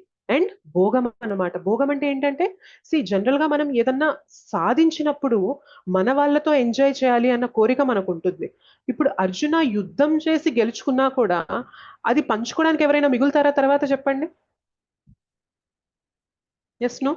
ఎవ్వరు ఉండరు మా ఎవ్వరు No. సో ఎవ్వరు ఉంటారనమాట. సో ఇట్లా చేయడం వల్ల నాకు ఏం ఎంజాయ్మెంట్ వస్తుంది కృష్ణ, నాకు ఏం ఆనందం ఉంది ఇందులో అని చెప్పి అర్జున చెప్తున్నారు. అండ్ నెక్స్ట్ ఇంకేమంటున్నారు, పాప భీతి. సో ఇంతమందిని చంపితే పాపం అనేది చుట్టుకుంటుంది కృష్ణ. సో ఇంతమంది చావుకి నేను కారణమవుతాను, కేవలం మేము రాజ్యాన్ని అనుభవించాలి అని చెప్పి ఇంతమందిని చంపడం అనేది పెద్ద పాపాన్ని తెచ్చిపెడుతుంది నాకు. అండ్ ఇంకొకటి ఏంటి అంటే వంశనాశనం. సో ఎంతో అంటే ఇప్పుడు ఈ ఫ్యామిలీలో ఉన్న మగవారందరూ చనిపోయారు అనుకోండి, ఏమవుతుంది అంటే ఆడవారు వర్ణ సంకర వచ్చేస్తుంది అనమాట. అంటే మిక్సింగ్ అనేది జరుగుతుంది. సో ఎవరితో పడితే వాళ్ళతో కలవడం వల్ల వర్ణ సంకర వచ్చేస్తుంది. అండ్ పితృదేవతలకి అర్పించాల్సిన కార్యాలు, ఆ తర్పణాలు అనేవి ఎవ్వరూ ఇవ్వరు. సో వంశం అనేది నాశనం అయిపోతుంది కృష్ణ. సో ఈ కరుణ అనేది ఒక రీజన్. భోగం, ఇంతమందిని చంపడం వల్ల నాకేం ఎంజాయ్మెంట్ వస్తుంది, నాకు వద్దనే వద్దు అని చెప్తున్నాడు. అండ్ పాపం అనేది చుట్టుకుంటుంది అంటున్నాడు. అండ్ వంశం అనేది నాశనం అయిపోతుంది అని చెప్తున్నాడు. అండ్ తర్వాత మనకి ఇంకొక రీజన్ ఏం చెప్తారంటే సెకండ్ చాప్టర్ లో వస్తుంది. ఏంటి అంటే అనిశ్చిత, అంటే అసలు ఏం చేయాలో తెలియని స్థితి. సో ఇలాంటి స్థితిలో అర్జునుడికి అర్థం కావట్లేదు అనమాట. గాంధీవ చేతిలో నుండి కిందకి జారిపోతుంది అనమాట. సో మనకు అనిపించవచ్చు అంటే అర్జునుడి సిచ్యుయేషన్ అది, మనమేమన్నా ఇట్లా యుద్ధాలు చేయాలా, మనమేమన్నా మన వాళ్ళతో యుద్ధాలు చేయాలా, ఇట్లాంటివన్నీ మనం ఎందుకు తెలుసుకోవడం అని చెప్పి క్వశ్చన్ రావచ్చు. కానీ ఒకటే గుర్తుపెట్టుకోండి, అర్జునుడికి వచ్చినంత పెద్ద కష్టం మనకి రాకపోవచ్చు, కానీ అర్జునుడు చేయాల్సిన పెద్ద యుద్ధం మనం చేయకపోవచ్చు, కానీ అర్జునుడిలానే మనం కూడా ఎవ్రీడే ఎవ్రీ మూమెంట్ మనం యుద్ధం చేస్తూనే ఉన్నాం. మన జీవితంలో మనలో 6 అనర్థాలు ఉంటాయి. కామ, క్రోధ, లోభ, మోహ, మద, మాత్సర్య. 6 అనర్థాలతో ప్రతి క్షణం మనం యుద్ధం అనేది చేస్తూనే ఉంటాం అనమాట. సో ఆ యుద్ధం చేసేటప్పుడు మనకి ఏది చేయాలి, ఏది చేయకూడదు, ఏది కరెక్ట్, ఏది రాంగ్ అనేది మనకి తెలియదన్నమాట. దీన్ని ధర్మ సంకటం అంటారనమాట. జనరల్ గా ఏంటి అంటే ఒకటి కరెక్ట్ పని ఉండి ఒకటి రాంగ్ పని ఉందనుకోండి, కరెక్ట్ దారి తీసుకోవడం అనేది ఈజీ ఆప్షన్, ఎవరైనా చేసేయగలుగుతారు. కానీ 2 తప్పుదారులే ఉన్నాయి. ఇప్పుడు వాళ్ళ ఫ్యామిలీని చంపడం అనేది చాలా కష్టతరమైన విషయం. పోనీ వదిలేసామా అంటే అది అధర్మం అనేది పెరిగిపోతుంది. సో 2 ఇట్లాంటి స్థితిలో ఏ డెసిషన్ తీసుకోవాలి అని తెలియని సందిగ్ధత అనేది అర్జునుడికి వచ్చిందనమాట. మన జీవితంలో కూడా ఇట్లాంటి సందిగ్ధతలు ఎదురవుతూనే ఉంటాయి. సో అలాంటప్పుడు భగవద్గీత జ్ఞానం అనేది మనందరి జీవితంలో ఉపయోగపడుతుందనమాట. ఓకే. సో నెక్స్ట్ స్లైడ్స్ చూద్దాము. సో భగవద్గీత నుండి మనం తెలుసుకోవాల్సిన పాఠాలు ఏంటి అంటే ఫస్ట్ శ్లోకాలు స్వీయ లోపాలను గమనించుకోవాలి. సో ధృతరాష్ట్ర తన వైపు ఉన్న లోపాలు, దుర్యోధనుడి దగ్గర ఉన్న లోపాలు, తన పిల్లల దగ్గర ఉన్న లోపాలు అనేవి ఫస్ట్ గమనించుకోవాలి. గమనించుకున్నట్లయితే ఇంత పెద్ద యుద్ధం అనేది జరిగేది కానే కాదనమాట. సో అది మనం తెలుసుకోవాలన్నమాట. మనలో లోపాలు ఉన్నాయా, మనం ఏమైనా కరెక్ట్ చేసుకోవాలా, ఆర్ వి కరెక్ట్, నిజంగా శాస్త్రాల ప్రకారమే మన నడవడిక ఉందా, మనం అలానే ఉన్నామా లేదా అనేది మనం చెక్ చేసుకోవాలన్నమాట. అండ్ ఇంకోటి ఏంటి అంటే రాజనీతి కన్నా ధర్మపరాయణత్వమే విజయాన్ని సాధించడానికి ముఖ్యమైనది. సో దుర్యోధన చాలా రాజనీతిగా, పొలిటికల్ గా, చాలా డిప్లొమాట్ గా మాట్లాడారు, కానీ ఫైనల్ గా ఏంటి అంటే ధర్మమే గెలుస్తుంది అనమాట. ఓకే. కృష్ణుడు లేని జీవితం శూన్యం. మనకి కౌరవుల వైపు భీష్మదేవ ఉన్నారు. భీష్మదేవ యొక్క పవర్ ఎలా అంటే మొత్తం సేనని, నారాయణీ సేనని, దుర్యోధన సేనని, అర్జున సేనని, మొత్తం సేననంతా ఒకవైపు పెట్టి భీష్ముణ్ణి ఒకవైపు పెట్టి యుద్ధం చేయమన్నా కూడా భీష్మనే గెలుస్తారనమాట. అంత పవర్ఫుల్ భీష్మ. కానీ ఫైనల్ గా భీష్మ దుర్యోధన వైపు ఉన్నప్పటికీ కూడా ఎవరు గెలిచారు చెప్పండి? కురుక్షేత్ర సంగ్రామంలో ఎవరు గెలిచారు? పాండవులే గెలిచారనమాట. పాండవులు గెలిచారు. ఎంత రాజనీతి ఉన్నా, ఎంత చతురత ఉన్నా, ఏది ఉన్నా కానీ కృష్ణుడు లేని లైఫ్ అనేది శూన్యం అనమాట. సో మన జీవితంలో కూడా మనకి చాలా పేరుండొచ్చు, చాలా పలుకుబడి ఉండొచ్చు, చాలా ధనం ఉండొచ్చు, చాలా సాధించి ఉండొచ్చు మనం జీవితంలో. కానీ అవన్నీ ఎలా పోలుస్తారు అంటే సున్నాలతో పోలుస్తారనమాట. భగవంతుణ్ణి ఎప్పుడైతే మన జీవితంలో తీసుకొస్తామో 1తో సమానం అన్నమాట. సో ఎన్ని సున్నాలున్నా దాని విలువ ఎంత చెప్పండి? 1 లేకుండా ఎన్ని సున్నాలున్నా దాని విలువ ఎంత? మాతాజీ సున్నానే. ఎగ్జాక్ట్లీ. అదే మనం భగవంతుణ్ణి జోడించామనుకోండి, మన జీవితంలో భగవంతుని యొక్క హస్తక్షేపం, భగవద్ భక్తి అనేది మనం తీసుకొచ్చామనుకోండి, ఏమవుతుంది అంటే వీటన్నిటి ముందు 1 చేర్చినట్లు అనమాట. సో కృష్ణ లేదంటే మన జీవితంలో ఆ లైఫ్ అనేది శూన్యం అనమాట. కృష్ణని యాడ్ చేసామంటే మన దగ్గర ఉన్నవన్నీ కూడా అప్పుడు రియల్ వాల్యూ అనేది తీసుకొస్తాయి. ఓకే. నెక్స్ట్ లెసన్ ఏంటి అంటే శకున సూచనములను గమనించుకోవాలి. సో మన వైపున్న ఆమినస్ రిజల్ట్స్ ఏం శకునాలు ఏం సూచిస్తున్నాయి అనేది కూడా మనం గమనించుకోవాలి. చాలాసార్లు మన మనసులో అనిపిస్తుంది అనమాట, మనం తప్పు చేసినప్పుడు మన మనసు చెప్తూ ఉంటుంది అనమాట, పరమాత్మ లోపల నుండి గైడ్ చేస్తూ ఉంటారు. ఏంటంటే ఇది కరెక్ట్ కాదు, ఇది కరెక్ట్ కాదు, ఇది వద్దు వద్దు అని చెప్పి చెప్తూ ఉంటారు. వాటిని మనం గమనించుకోవాలి. దానికి తగ్గట్టుగా మనం మన లైఫ్ అనేది మార్చుకుంటూ ఉండాలి. సో అది మనకి భగవద్గీత ఈ ఫస్ట్ చాప్టర్ నుండి మనం తెలుసుకోవచ్చు అనమాట. ఓకే. వాళ్ళకు కూడా శంఖాలు పూరించినప్పుడు భయం కలిగింది, బట్ స్టిల్ వాళ్ళు ఆగలేదన్నమాట, ముందుకు వెళ్ళారు. ఓకే. నిజ జీవితంలో భగవద్గీత. సో ఇందాక అనుకున్నాం కదా, జనరల్ గా మనకి ఏదైనా ఆప్షన్ చూస్ చేసుకోవాలి అంటే ఈజీ ఆప్షన్ ఒకవైపు ఉంది, రైట్ ఆప్షన్ ఒకవైపు ఉంది. ఏది చూస్ చేసుకుంటాం చెప్పండి? మన నేచర్ ఎలా ఉంటుంది, జనరల్ హ్యూమన్ టెండెన్సీ ఎలా ఉంటుంది? ఈజీ ఆప్షన్ చూస్ చేసేసుకుంటాం కదా. కానీ భగవద్గీత చదివినప్పుడు, భగవద్గీత గురించి తెలుసుకున్నప్పుడు మనకి ఏమైతుందంటే కష్టమైనా కూడా రైట్ ఆప్షన్ తీసుకునే శక్తి, బుద్ధి అనేది మనకు వస్తుంది అనమాట. అదే భగవద్గీత జ్ఞానం లేదనుకోండి, మనకి తెలుసు ఇదే రైట్ అని తెలిసినా కూడా మనం ఈజీ ఆప్షన్కి వెళ్ళిపోతాం అనమాట. ఎందుకంటే ఆ శక్తి, బుద్ధి మనకి ఉండవు. కానీ భగవద్గీత జ్ఞానం తీసుకున్నప్పుడు, భక్తి చేస్తున్నప్పుడు ఏమవుతుంది అంటే ఇది ఈజీ అవ్వచ్చు కానీ ఇది నాకు మంచిది కాదు, ఇది కష్టం అవ్వచ్చు కానీ ఇది రైట్ ఆప్షన్, సో నేను ఇటే వెళ్తాను అనే ఆ మెచ్యూరిటీ అనేది మనకు వస్తుంది అనమాట భగవద్గీత తెలియడం ద్వారా, భగవద్గీత జ్ఞానం అనేది తెలుసుకోవడం ద్వారా. ఓకేనా? ఓకే. అండ్ ఇంకొక పాయింట్ ఏంటి అంటే ఫైనల్ గా, సో చిన్న పాయింట్ ఏంటి అంటే మీ జీవితంలో సమస్యలు ఉన్నాయా చెప్పండి? Yes, no? ప్రతి ఒక్కరికి ఉంటాయి మాత్రం. ఉన్నాయి, అందరికీ సమస్యలు ఉన్నాయి. ఓకే. అయితే వాటికి పరిష్కారాలు ఉన్నాయా? సమస్యలు ఉన్నాయా అంటే అవును అంటున్నాం మనం. అయితే వాటికి పరిష్కారం ఉందా? ఉంది అంటే బాధపడాల్సిన అవసరం లేదు కదా. పరిష్కారం ఉన్నప్పుడు ఇంకా బాధ ఎందుకు? ఆ పరిష్కారం వైపు ముందుకెళ్దాం. ఒకవేళ వాటికి పరిష్కారం ఉందా అంటే మన దగ్గర ఆన్సర్ లేదనుకోండి, పరిష్కారం లేని దాని గురించి కూడా బాధపడి ఏం చేస్తాము? ఏం చేయలేం కదా. పరిష్కారం ఉంటే పరిష్కారం వైపెళ్ళు, చింతించకు. పరిష్కారం లేదా అప్పుడు కూడా చింతించాల్సిన అవసరం లేదు. ఎలాగో నీ చేతిలో ఏం లేదు, నువ్వేం చేయలేవు. ఒకవేళ మీ జీవితంలో సమస్యలు ఉన్నాయా అంటే లేనే లేవు. నా జీవితంలో సమస్యలు లేవనుకోండి, లేదన్నప్పుడు ఇంకా చింతించడానికి ఏంటి పని? ఇంకేం లేదు కదా. సో సహనంతో ఉండి ముందుకు వెళ్ళండి. ఇది మన జీవిత పాఠం అనమాట. ఎప్పుడు కూడా మనం వర్రీ అవ్వాల్సిన అవసరం లేదు. కొన్ని కొన్ని ప్రాబ్లమ్స్‌కి సొల్యూషన్ ఉంటుంది. సొల్యూషన్ ఉన్నప్పుడు ఆ సొల్యూషన్ తీసుకోండి, ముందుకు వెళ్ళండి. కొన్ని ప్రాబ్లమ్స్‌కి సొల్యూషన్ అనేది ఉంటూనే ఉంటదనమాట. అప్పుడు కూడా మనం అడ్జస్ట్ అయిపోవాలి. ఓకే. దీన్ని నేను మార్చలేను. సో మార్చలేకుండా దీన్ని నేను ఎలా టాలరేట్ చేస్తూ ముందుకెళ్ళాలి. సో ఇదంతా కూడా మనకి భగవద్గీత నుండి ఆ శక్తి వస్తుందనమాట. సమస్యకి సొల్యూషన్ ఉందా? ఆ సొల్యూషన్‌ని ఎలా ముందుకు తీసుకెళ్ళాలి అనే బుద్ధి భగవద్గీత మనకిస్తుంది. అది మనకి అవును ఆప్షన్ ద్వారా తెలుసుకోవచ్చు. సమస్యకి సొల్యూషన్ లేదా, సొల్యూషన్ లేనప్పుడు కూడా దాన్ని ఓర్చుకొని అధిగమించి ముందుకు ఎలా వెళ్ళాలి అనేది కూడా మనకి భగవద్గీత ఆ శక్తినిస్తుందనమాట. సో బుద్ధిని, శక్తిని రెండిటిని మనకి భగవద్గీత ఇస్తుందనమాట. సో భగవద్గీత జ్ఞానం ఉంది, భగవద్గీత జ్ఞానం తెలుసుకుంటున్నామంటే మనం చింతించాల్సిన అవసరం లేనే లేదు. ఓకే.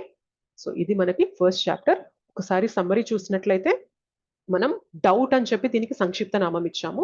సో డి అంటే ధృతరాష్ట్రుని యొక్క మనోస్థితి. సో ఆయనకి సంశయంగా ఉంది, ఎవరు గెలుస్తారు ఏంటి, రాజీకి వస్తున్నారా ఏంటి అని సంశయము, భయము, తన పుత్రుల పైన పక్షపాతం అనేది ఉంది. అండ్ దుర్యోధనుని యొక్క మనోస్థితి కూడా చూసాం. సో ఆయనకి చాలా డిప్లొమాటిక్ గా ఉంటారనమాట, చతురత కలిగి ఉంటుందన్నమాట. సో ఎవరిని ఎలా అవసరానికి ఎలా వాడుకోవాలి అనేది దుర్యోధనకి బాగా తెలుసు అనమాట. అండ్ ఓ ఏంటి అంటే ఓమినస్ రిజల్ట్స్. సో విజయ సంకేతాలు. సో అది ధర్మస్థలము, ధర్మస్థలం యొక్క ప్రభావం అనేది ధర్మం వైపు ఉంటుంది. సో కృష్ణుని యొక్క సమక్షం, ఎక్కడైతే భగవంతుడు ఉన్నాడో అక్కడ ఖచ్చితంగా విజయం అనేది ఉంటుంది. దివ్య శంఖాలు. సో ఆ శంఖాలు పూరించినప్పుడు ఎప్పుడైతే కృష్ణ, అర్జున వీళ్ళందరూ కూడా శంఖాలు పూరించారో అవి కూడా చాలా శుభదాయకమైనవి. అండ్ హనుమంతుల వారు సాక్షాత్తు అక్కడ ఆ ఫ్లాగ్ పైన ఉన్నారు. అండ్ ఎక్కడైతే భగవంతుడు ఉన్నారో, నారాయణుడు ఉన్నారో అక్కడ లక్ష్మీదేవి ఉంటుంది. లక్ష్మీదేవి అంటే అదృష్ట దేవత, అదృష్టం కూడా తోడై ఉంటుంది. అండ్ అది అగ్నిదేవుడిచ్చిన రథం. ఇవన్నీ కూడా అర్జునుడి వైపు ఉన్న విజయ సంకేతాలు అనమాట. అండ్ యు ఏంటి అంటే అన్సర్టనిటీ, అనిశ్చిత. సో యుద్ధం చేయుటకు సంకోచం అనమాట. సో వాళ్ళందరినీ స్వజనుల్ని చూసేసరికి, వాళ్ళందరినీ చూసేసరికి ఆ సంకోచం వచ్చింది. అసలు నేను యుద్ధం చేయాలా, ఏం చేయాలి ఇప్పుడు అని సంకోచం వచ్చి సో ఇంకా కన్ఫ్యూజ్ అయిపోతారనమాట. వాళ్ళ చూసేసరికి కన్ఫ్యూజ్ అయిపోయి ఇంకా తన బాడీలో ఆ సిమ్టమ్స్ అనేవి చూపిస్తారు. సో చర్మం మండిపోవడం, నోరు కంపించడం, ఎండిపోవడం, సో ఒళ్ళంతా వణికిపోవడం, రోమాంచితం అయిపోవడం, ఇవన్నీ కూడా జరుగుతాయి అనమాట. గాంధీవం అనేది తన చేయి జారిపోవడం, ఇవన్నీ జరిగి అర్జున చెప్తారనమాట, నేను ఈ యుద్ధం చేయలేను కృష్ణ. ఎందుకు అంటే నాకు ఈ కారణాలు కనిపిస్తున్నాయి. సో నా వాళ్ళని చంపడం వల్ల నాకేమొస్తుంది? వాళ్ళందరినీ నేను ప్రొటెక్ట్ చేయాల్సిన వాడిని. సో నా టీచర్ని, నా గ్రాండ్ ఫాదర్, నా తాతని నేను ఎలా చంపుతాను? వీళ్ళందరూ నా సోదరులు, వీళ్ళందరినీ ఎలా చంపాలి అని దయ కలుగుతుంది వాళ్ళని చూసినప్పుడు. అండ్ నేను వీళ్ళందరినీ చంపి నేనేం ఎంజాయ్ చేయాలి, నాకేం భోగం వస్తుంది అని చెప్పి అంటారు. అండ్ ఇంతమందిని చంపడం వల్ల నాకు పాపం కలుగుతుంది, అది నాకు వద్దనే వద్దు అంటారు. అండ్ కుల ధర్మం అనేది నాశనం అయిపోతుంది అని చెప్పి అర్జున తన డౌట్స్ అనేవి ఎక్స్ప్రెస్ చేసి ఇంకా కామ్ అయిపోతారనమాట. ఇంకా ఏం చేయాలో నాకు తెలియని స్థితిలో ఉన్నాను అని చెప్పి ఫస్ట్ చాప్టర్ అనేది అలా ఎండ్ అవుతుంది అనమాట. ఓకేనా. సో అర్జునుడికి వచ్చిన ఈ అనిశ్చిత, ఇప్పుడు ఏం చేయాలో తెలియని స్థితిలో అర్జున ఏం చేశారు, కృష్ణ ఏం చెప్పారు, ఎలా ఇది ముందుకు సాగింది అనేది మనకి ఫర్దర్ చాప్టర్స్ లో తెలుస్తుంది అనమాట. మనకు అనిపించవచ్చు అర్జునకి కావాల్సి వచ్చిందేమో నాకెందుకు భగవద్గీత అని చెప్పి మనకు అనిపిస్తే ఒకటే గుర్తుపెట్టుకోవాలి, అర్జున ఇట్లాంటి యోధుడు కాదండి. అర్జున 2 చేతులతో బాణాలు వేయగలిగిన వ్యక్తి. అర్జున చీకట్లో కూడా బాణాలు వేయగలిగిన వ్యక్తి. నిద్రని జయించిన వ్యక్తి, గుడాకేశ అంటారు అర్జునకి.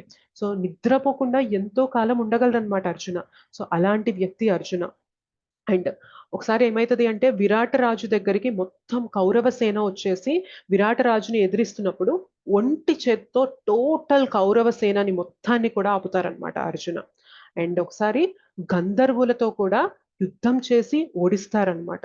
అండ్ దేవతలతో కూడా యుద్ధం చేసి మనకి చెప్తాను విరాట పర్వంలో. ఒక నిమిషం.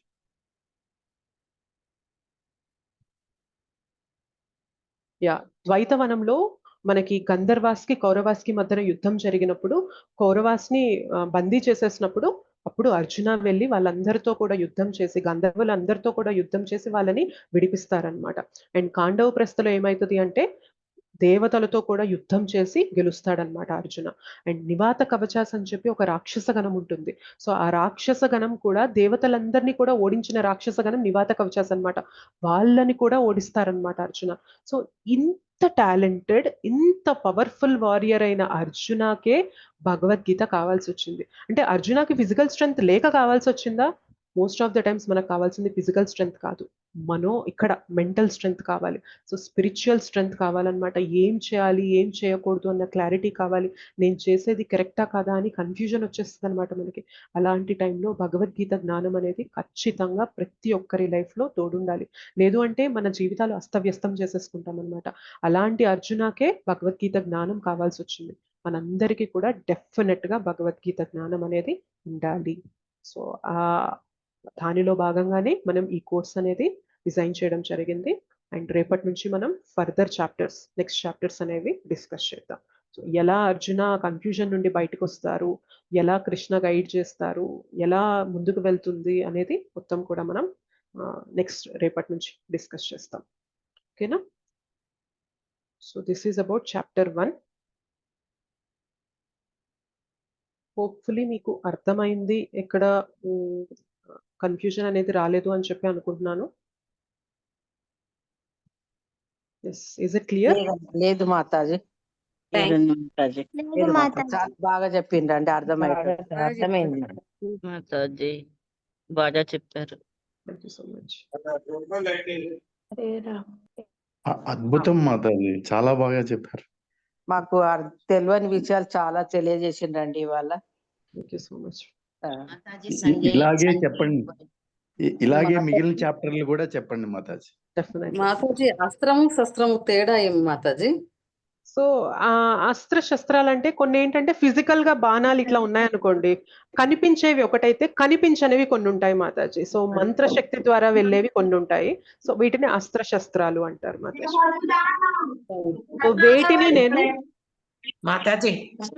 సో వేటిని నేను ప్రయోగించను అని చెప్పి కృష్ణ చెప్తారనమాట. అస్త్రాన్ని పట్టుకోను, శస్త్రాన్ని పట్టుకోను అని కృష్ణ ఒక జస్ట్ సలహాదారుగా మాత్రమే ఉంటాను అని చెప్పి చెప్తారు.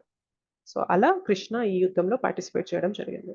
మీకు ఏమైనా క్వశ్చన్స్ ఉన్నట్లయితే హ్యాండ్ రైజ్ చేయండి. మనం కొన్ని క్వశ్చన్స్ చూద్దాం. మనకి ఇవాళ క్లాస్ ఆల్రెడీ లేట్ అయిపోయింది కాబట్టి అట్లీస్ట్ ఒక 4 or 5 క్వశ్చన్స్ చూసి will try to close the class today. Hand raise చేస్తారు ఎవరైనా? అంటే మీకు ఇక్కడ జూమ్ లో కింద రియాక్ట్ అనే సింబల్ దగ్గర హ్యాండ్ రైజ్ ఆప్షన్ ఉంటుంది. ఒకవేళ మీకు అది తెలియకపోయినా కానీ మీరు వీడియో ఆన్ చేసుకొని ఇట్లా హ్యాండ్ రైజ్ చేసినా కానీ మీకు అన్మ్యూట్ చేసుకునే ఆప్షన్ ఇస్తాను.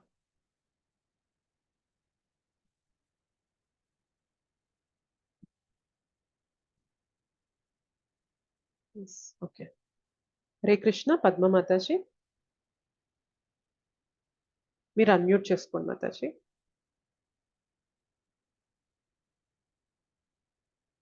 పద్మ మాతాజీ అన్మ్యూట్ చేసుకోండి.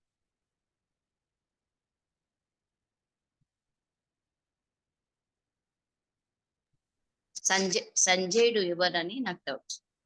సంజయుడు ధృతరాష్ట్ర సెక్రటరీ మాతాజీ. ఎస్.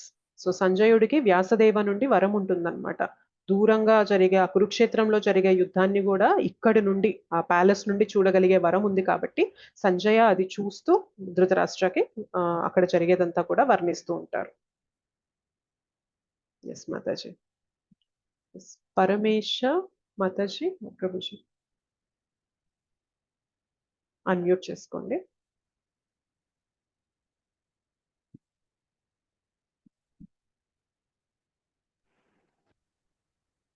హరే కృష్ణ మాతాజీ. హరే కృష్ణ ప్రభుజీ. మాతాజీ ఇప్పుడు భగవద్గీతలో చెప్పిన శ్లోకాస్ స్లైడ్స్ ఉన్నాయి కదా, మేము చూసుకోవచ్చా మాతాజీ? శ్లోకాస్ మీకు భగవద్గీత బుక్ లో ఉంటాయి. ఉన్నాయి స్లైడ్స్ ఉన్నాయి కదా, ఇప్పుడు మీరు చెప్పినవి ఎట్లా, ఏ సబ్జెక్ట్ ఎట్లా ఏందని, ఎంతవరకు ఏందని. నేను మీకు అంతా కోర్స్ అయిపోయాక మీకు ఈ నేమ్స్ ఉన్నాయి చూసారా, డౌట్ అని సెకండ్ చాప్టర్ ఒకటి అట్లా ఉంటది.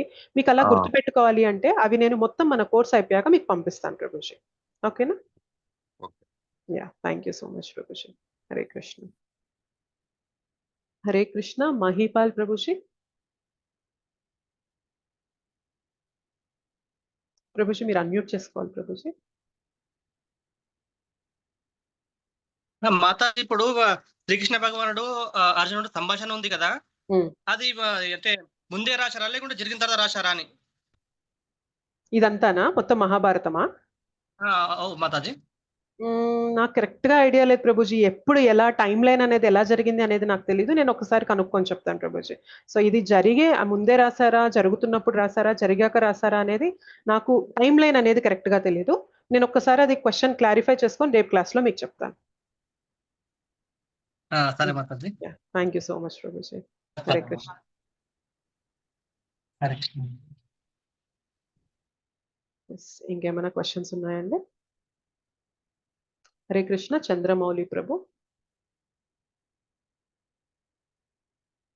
మీరు అన్మ్యూట్ చేసుకోండి. సారీ అన్మ్యూట్ చేసుకోరు ఒకసారి.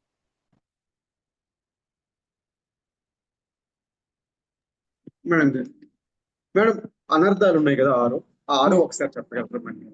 ఓకే.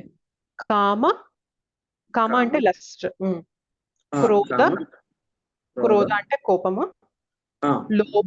లోభం అంటే గ్రీడ్ అన్నమాట, మోహం అంటే ఇల్యూజన్ అన్నమాట, భ్రమలో ఉండడం మోహం. కామ, క్రోధ, లోభ, మోహ, మదము అంటే ప్రైడ్ అన్నమాట, గర్వంతో ఉంటారు కదా. మాత్సర్యం అంటే జెలసీ.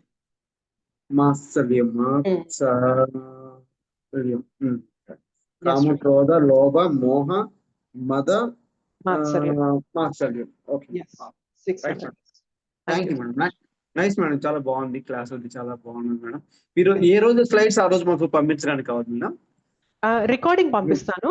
స్లైడ్స్ అనేది అంటే మీకు ఇందులో సంక్షిప్త నామాలు అవన్నీ ఉంటాయి కాబట్టి మనకి క్లాసెస్ అన్ని ఎండ్ అయ్యాక నేను మీకు షేర్ చేస్తాను. అందుకే మీరు సింపుల్ నోట్స్ రాసుకున్నారు అనుకోండి, డౌట్ అన్న పదం రాసుకున్నా గానీ మీకు క్లారిటీ ఉంటుంది. Right. Okay, thank you so much. Hare Krishna. Hare Krishna. Yes, Hare Krishna. ఇక్కడ ఒక నెంబర్ ఉన్నది, వాళ్ళు హ్యాండ్ రైజ్ చేశారు. మీ పేరు నాకు తెలియదు, మీరు అన్మ్యూట్ చేసుకోవచ్చు. హరే కృష్ణ మాతాజీ, దండవత్ ప్రణామాలు మాతాజీ. చాలా బాగా చెప్పారు మాతాజీ మీరు క్లాసు. ధన్యవాదాలు మాతాజీ. మాతాజీ నా డౌట్ ఏంటంటే, రేపు ప్రొద్దుట మీరు వీడియో షేర్ చేస్తానన్నారు కదండి, ఆ వీడియోని నేను వేరే వాళ్ళకి ఎవరికైనా షేర్ చేయొచ్చా అండి ఈ క్లాస్ వినమని? చేయొచ్చు. థ్యాంక్ యూ మాతాజీ, ధన్యవాదాలు. హరే కృష్ణ. వాళ్ళు మన క్లాసెస్ కి జాయిన్ అవుతానంటే ఈ గ్రూప్ లో అయినా, ఈ గ్రూప్ లింక్ అయినా మీరు పంపించండి, వాళ్ళు వాట్సాప్ గ్రూప్ లో జాయిన్ అయిపోతారు. సో పంపించాను మాతాజీ, పంపించానండి. ఇది ఒకవేళ జాయిన్ అవ్వకపోతే ఇది విని మళ్ళీ జాయిన్ అవుతారని Mataji. Okay Mataji. Okay, thank you Mataji. Hare Krishna. Hare Krishna. Hare Krishna. ఇంకేమైనా క్వశ్చన్స్ ఉన్నాయా? Okay, so thank you so much for joining the session. Everyday కూడా ఇంతే ఇంట్రెస్ట్తో, ఇంతే అటెన్షన్తో జాయిన్ అవ్వండి. చాలా బాగుంటుంది. చాలా లైఫ్ ట్రాన్స్ఫార్మింగ్ సబ్జెక్ట్ అన్నమాట భగవద్గీత అనేది. మనకి మన జీవితంలో భగవద్గీత రావడం అంటే ఏమంటారంటే, బ్రహ్మాండే భ్రమిత కొనే భాగ్యవాన జీవ గురు కృష్ణ ప్రసాదే పాయే భక్తిలతా బీజ అంటారనమాట. సో మన జీవితంలో భగవంతుని గురించి, భక్తి గురించి తెలుసుకునే అవకాశం వచ్చింది అంటే it is like most fortunate thing అనమాట, రేరెస్ట్ ఆఫ్ ద రేరెస్ట్ అనమాట. అలాంటి ఆపర్చునిటీ ఇది. దీన్ని మాత్రం అస్సలు తక్కువగా తీసుకోవద్దు, అస్సలు లైట్గా తీసుకోవద్దు. సిన్సియర్గా, వీలైనంత ఫెయిత్ఫుల్గా, శ్రద్ధగా లైవ్ క్లాసెస్ అటెండ్ అవ్వడానికి ట్రై చేయండి. దీనివల్ల ఖచ్చితంగా కూడా మీరందరూ బెనిఫిట్ పొందుతారు అని చెప్పి మేము ఆశిస్తున్నాం. హరే కృష్ణ. స్వర్ణలత మాతాజీ. టీలో 31 to ఎంత మాతాజీ? టీ డౌట్ అంటే బిలో 28 to 30 ఉంది కదా మాతాజీ. టీలో 31 to ఇక్కడ చూపిస్తాను, 31 to 42. Okay Mataji.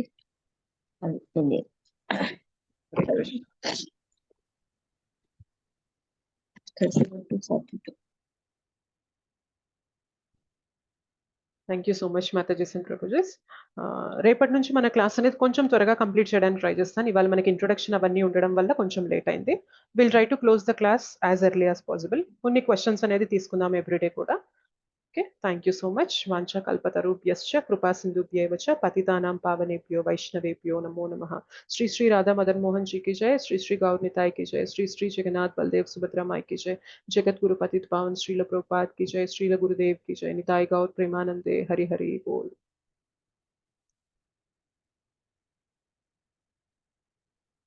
Thank you so much. Hare Krishna. Mataji ధన్యవాదాలు ప్రణామం మాతాజీ. మా కోసమే మీరు ఇంత అసలు జ్ఞానం ఉంది, మా కోసమే వచ్చారు మాతాజీ. దివి నుంచి భూమికి దిగి వచ్చి మా కోసం చెప్తున్నారు అన్నట్టుగా ఉంది మాతాజీ. మాకైతే చాలా ధన్యవాదాలు మాతాజీ. మీకు Thank you so ఇంత much. అద్భుతంగా చెప్తారు, మాతాజీ, అసలు ధన్యవాదాలు సాధ్యం, అమ్మా. మీకే సాధ్యం అది. చాలా చాలా ధన్యవాదాలు మాతాజీ. మాతాజీ ఏకాదశి శుభాకాంక్షలు మాతాజీ. థ్యాంక్ యూ ప్రభుజీ, మీకు కూడా ఏకాదశి శుభాకాంక్షలు. హరి బోల్. మాతాజీ చాలా బాగా చెప్పారు. థ్యాంక్ యూ మాతాజీ. థ్యాంక్స్ అ లాట్ మాతాజీ. హరే కృష్ణ మాతాజీ, దండవత్ ప్రణామం. హరే కృష్ణ ప్రభుజీ, దండవత్ ప్రణామ్. Thank you so much. మళ్ళీ రేపు కలుసుకుందాం మనం. 8 o'clock కల్లా మన క్లాస్ అనేది స్టార్ట్ అయిపోతుంది. Please join on time. Live classes attend అవ్వండి. Thank you so much. Hare Krishna. ధన్యవాదాలు మాతాజీ. ధన్యవాదాలు. ధన్యవాదాలు మాతాజీ. ధన్యవాదాలు. హరే కృష్ణ. ధన్యవాదాలు మాతాజీ. ధన్యవాదాలు. హరే కృష్ణ. హరే కృష్ణ.